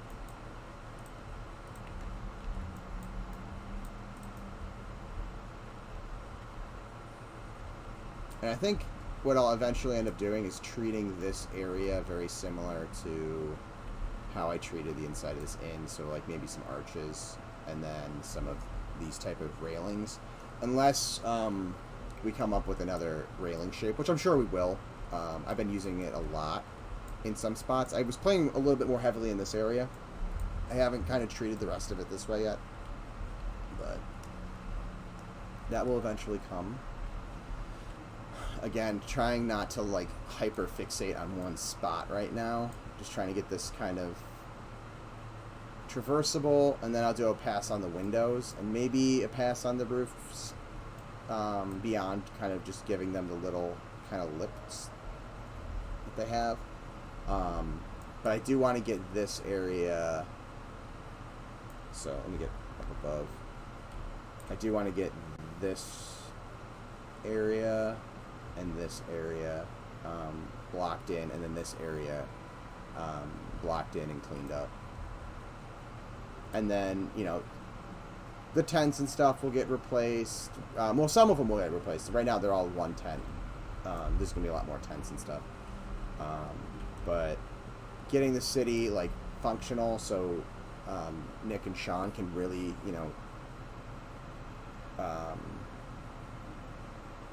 go ham. Pun not intended, but maybe. And throw all of the stuff, all the characters and NPCs in from Hamad's lore. Alright, I'm up to date. Chat.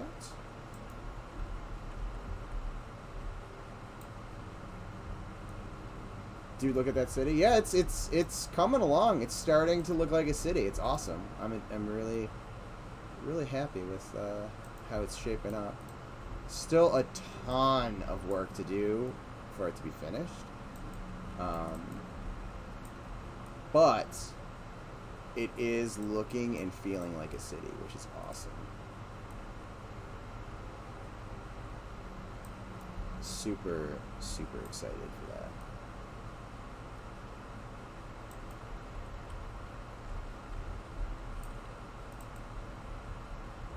This place has got some high ceilings.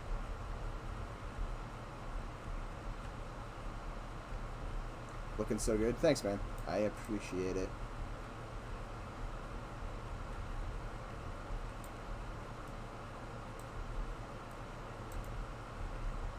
I'm excited to eventually get over to, like, the Necropolis area and then into Sageside. I think that stuff will be fun. Getting some more of the tier 2 stuff, which this is kind of reminiscent of. Like, I'm trying to keep this looking similar to some of the shape language we have for tier 2, but going more all out with the tier 2 stuff, and, you know, kind of playing around with those and more cooling towers. And eventually I want to get I need to get a pass on, even if it's just getting in some, like, roughed in towers, figuring out how we want to do the towers. Do we want them to be, like, coming off of structures? Do we want them to be on the ground? But also just to kind of, again, I know Sean talks about it a lot, we all do, how it's going to affect, you know, the skyline, just with more, you know, little protrusions. Obviously they're not going to be up here, but just little protrusions and stuff like that to help break up the skyline, similar to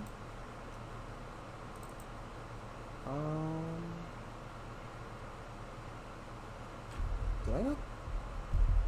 I could have sworn I downloaded that one. Hold on a second.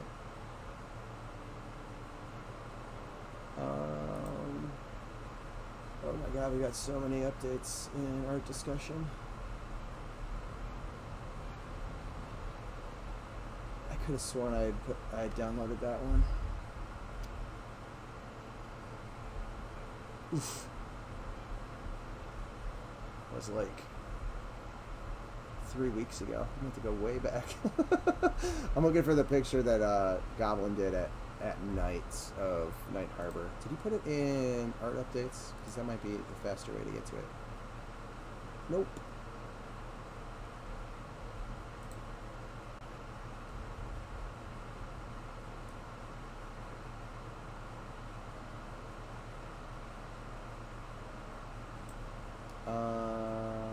Hold on. I just found another one that I did not download.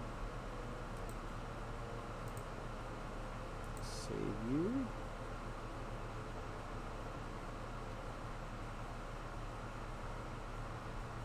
Sorry, this is, I'm sure, super exciting watching me, like, scroll through our Slack for images that you guys can't see all this stuff, and then, like, navigating and, like, downloading stuff to my concept art folder that I apparently forgot to put stuff in. Oops, that would be the other project I'm working on. This project. Concept. Goblins environments. There we go.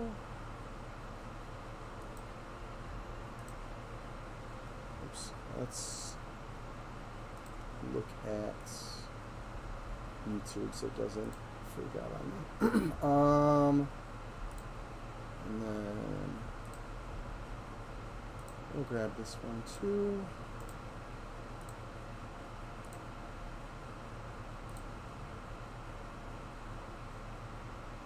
Where's the one I was actually looking for?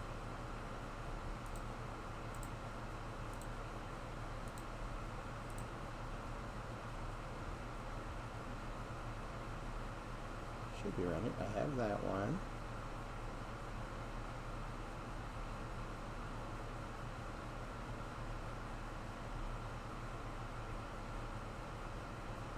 Did I scroll past? Ah, here it is. Just as I was about to give up, I found it. Open. This one. So, like, having some of these towers and stuff, you know, popping up so that they're helping kind of break up the skyline.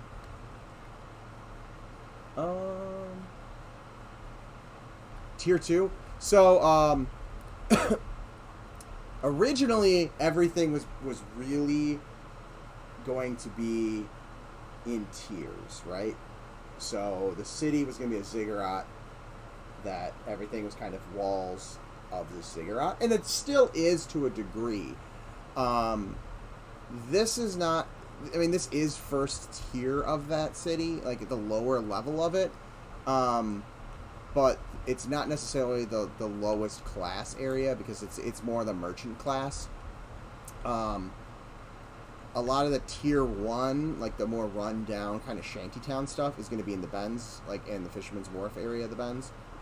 Like, this is where a lot of that tier 1 kind of, again, run down shantytown, smaller shacks, that type of thing is going to be. And then it'll run up into this area, which is technically on the second tier, but it meets up with this, so we thought it'd be kind of cool to kind of bring that up into here. And again, you know, this is going to be, some of it will have encounter spaces and stuff like that. It's going to be like the sketchier area of the city.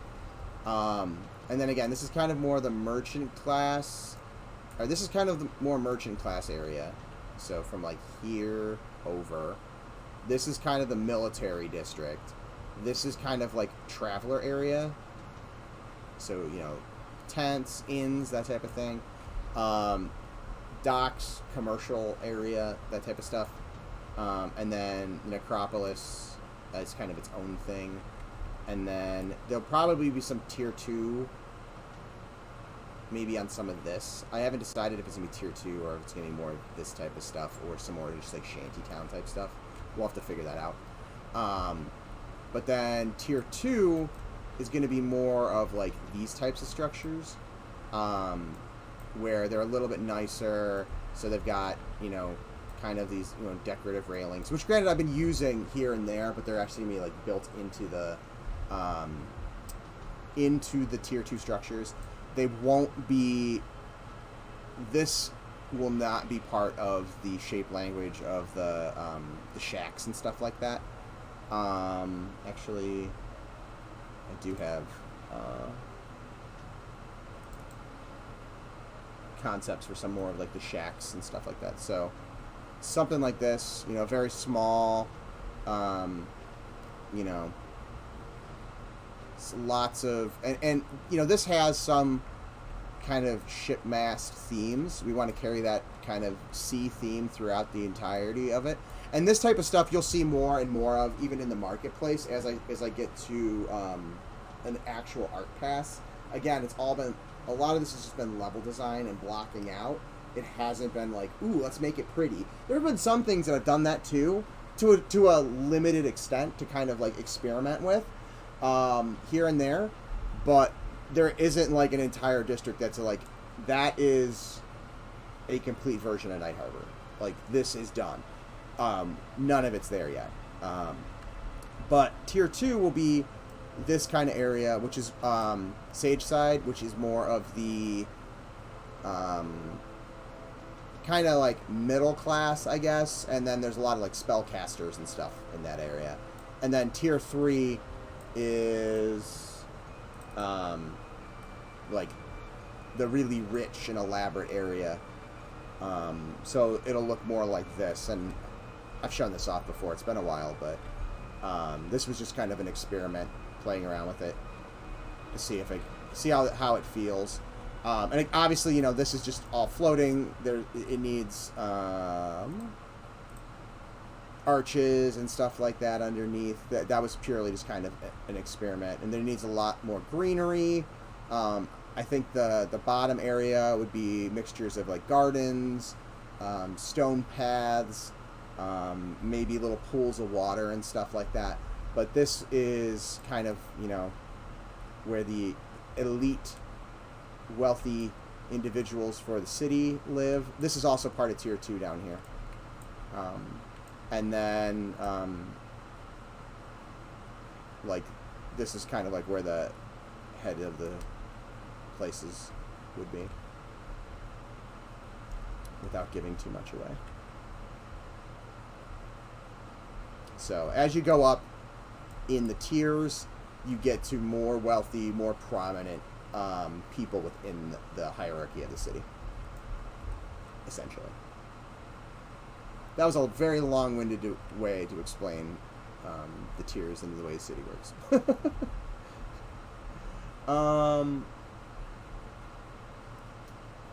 Let's see. What originally got you into level design? The first thing I ever probably did level design wise, it's gonna sound really weird. The first thing that really made me, I mean, I always kind of, alright, so what got me interested in like games and movies in general, I've mentioned before on stream, that would be Star Wars.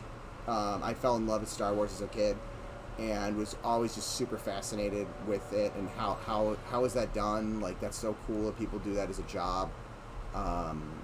That definitely got me interested in going into like entertainment arts, like production art, that type of thing. Level design specifically is EverQuest definitely is what piqued my interest in game design. The first thing I ever did level design wise is probably actually building skateboard levels in Tony Hawk 2.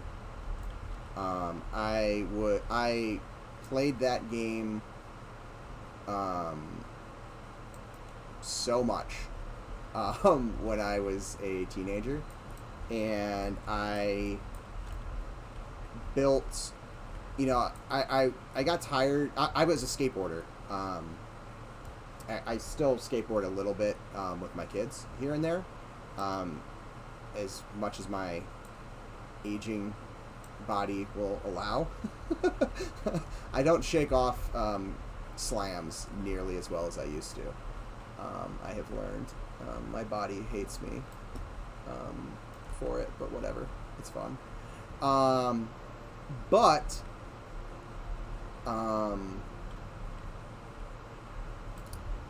Yeah, I got tired of doing like just the giant tricks and would start playing the game trying to do more realistic tricks. Kind of like playing, well, I guess realism in Skate isn't necessarily correct, but I was trying to do more realism than the arcadey type stuff, I guess. So I would build skate parks based off of like whatever the setup at the X Games was that year, or Gravity. Like, I'm in Cleveland, and Gravity Games was here a bunch when I was in high school, or like my last year of high school and my first 2 years of college. So, you know, I would like rebuild those things, and then I'd rebuild like locations from around them, and it was just like trying to get good flow, and how could I, you know, make something that felt real but was fun to play. That was probably the first exposure I had to actual like level building and level design. And then I went to college, and started playing around with different game engines. The first one I learned, which I do not recommend. I don't even know if it's still around. Let me see.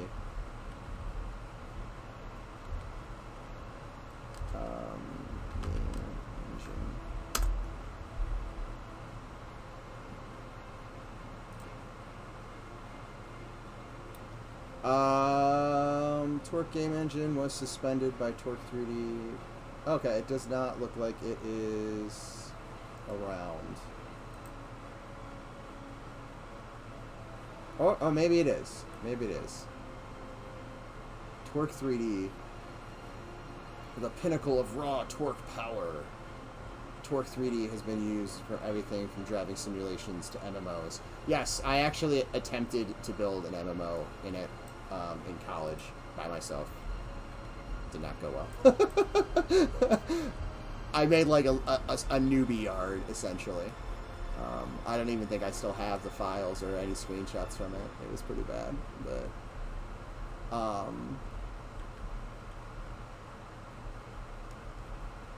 yeah, so that was kind of what some of the things that got me into level design. Now, I need to figure out where I'm going to move from this level up to this level, even though I've just built out all those spaces. One of them needs to turn into a ramp. And this room is probably the top contender, because I can always slide this forward and move that down. But I'm getting close to the end of time, so I might not do that today.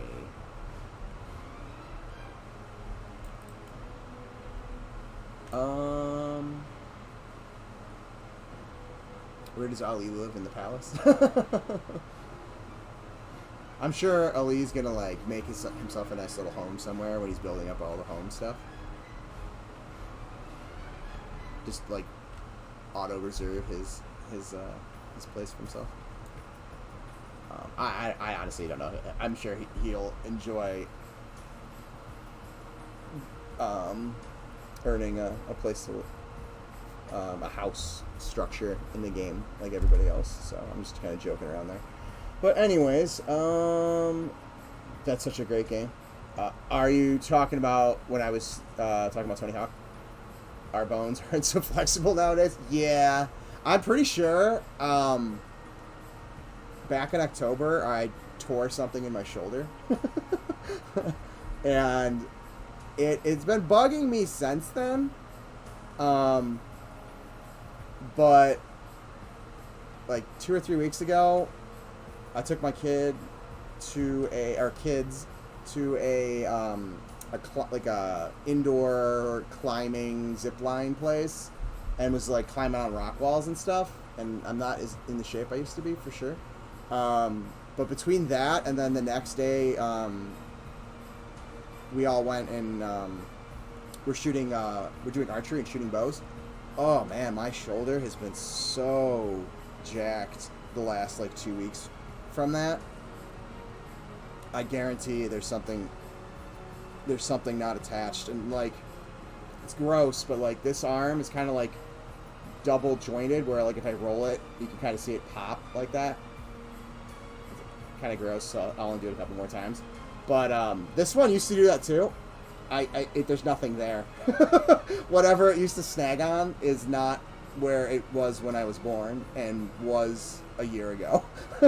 So something structurally has definitely changed in my shoulder, and it was totally from skateboarding that happened. I went up a ramp, and I pretty much don't do ollie tricks anymore because my knees are all garbage.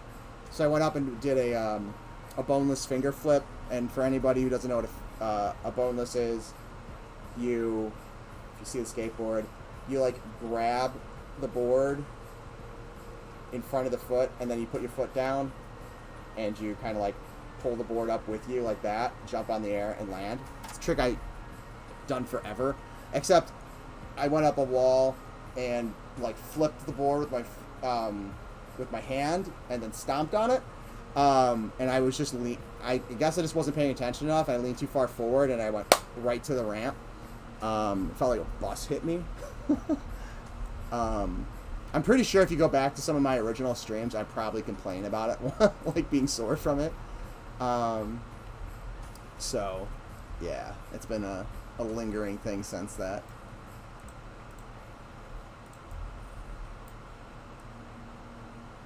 And I know I'm gonna pull what Sean did on his stream and be like, I'm gonna not do this, and then I'm gonna do it because I do that. Just like I said on the stream, yeah, that's totally something I do. So let's figure out.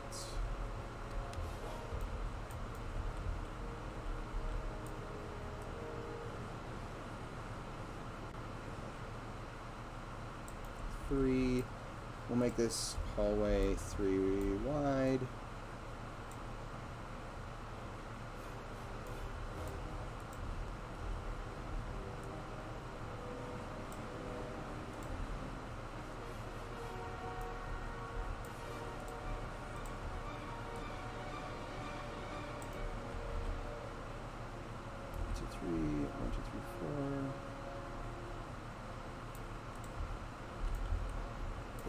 Let's bring this. So I'm gonna this will be the last thing I'll do, and then I'm gonna call the stream for the night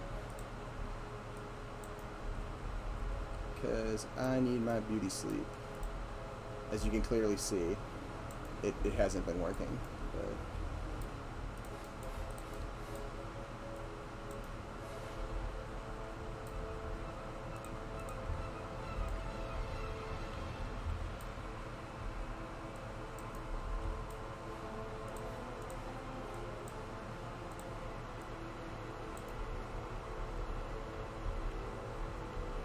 It'll also be interesting to see if I actually fall asleep tonight because I had not a Red Bull. I don't drink Red Bull. A Monster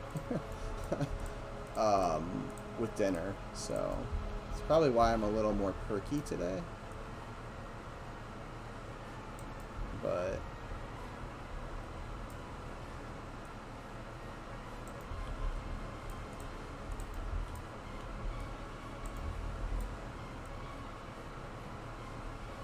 three. Oh, damn it. Going to need to move this wall. And just have to hope that it is not. Oh, it is. Shoot.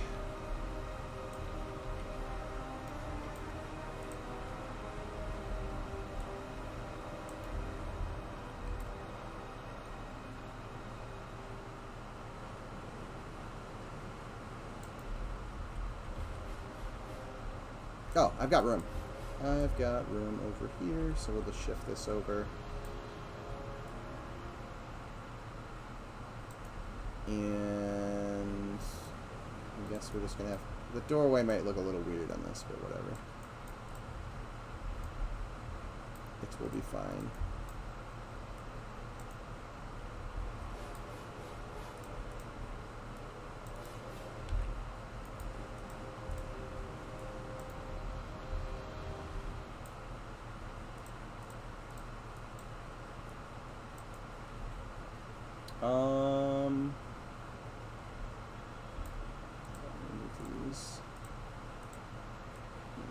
back up on chat.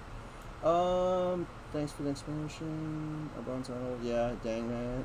Oh, or dang old man. Hey, Betas, chat, how goes it? Hey, John, how's it going?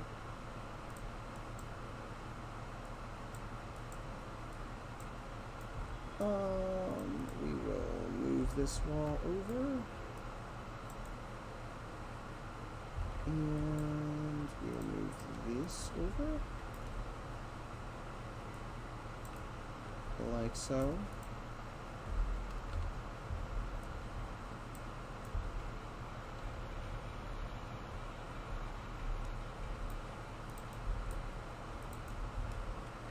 Can I get away with another half a meter? Just. Okay, awesome.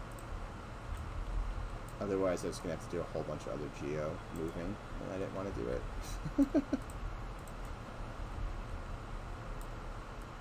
Oh no, helps if I grab the correct axis.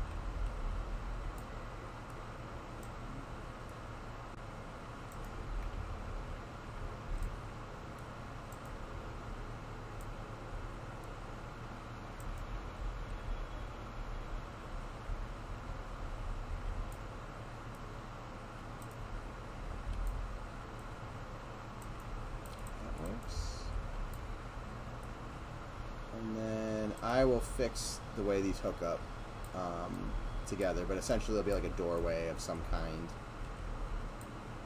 Probably just a normal standard door right there that walks into here, and then maybe a doorway into a large room here, and then a smaller doorway to a smaller room here. I think it's kind of what I'm going to do. And then maybe this, actually maybe this will be a larger doorway, and this will be a doorway out to the street, because there's only kind of that back entrance right now. So I think that's what my plan will be, to fix the rest of this, and I'll probably have that, I mean I will have that done before you guys see it on stream again. And then hopefully do more of like, right now these are super, these aren't locked in. They're just, I mean, they're blocked in where they are going to be. They're not like actually designed. Do a treatment of that in this area, and definitely in this area, to try to start figuring out how we want these, like where we want streets and buildings and stuff, and really start to make this city, this lower level, this lower area of the western districts, actually start 100% feeling like a city. And I can go in and eventually start throwing some just like generic textures down, so that there's less of this, you know, grid, and more texture that we'll, you know, it'll be a lot of repetitive texture, but we can go back in and address that as we get more textures done. Going good. Head into bed. Have a good night, everybody. Night, Keith. Yeah, I'm about to do the exact same. So, for anybody who is new to the stream and does not know what we are working on, we are an indie team that is working on a classic kind of first generation MMORPG. I was running around in it earlier. So, you know, think back to the late 90s, early 2000s, like EverQuest, Ultima Online, Asheron's Call, games like that, trying to get that spirit back. And then, if you are interested, we have a Discord. There's, I think, like 1080 people in there now, which is pretty cool. Also pretty cool, again, back because it's a skateboard and snowboarding reference to 3 spins. But anyways, the Discord has a lot of people in there. If you're interested, you know, we have a really cool community. We talk about, you know, our game, other games, game design in general, tabletop gaming. People will share their art and stuff. It's a lot of fun. So feel free to join that if you'd like. If you'd like to stay up to date with our games development, but do not want to join the Discord, you can join our mailing list.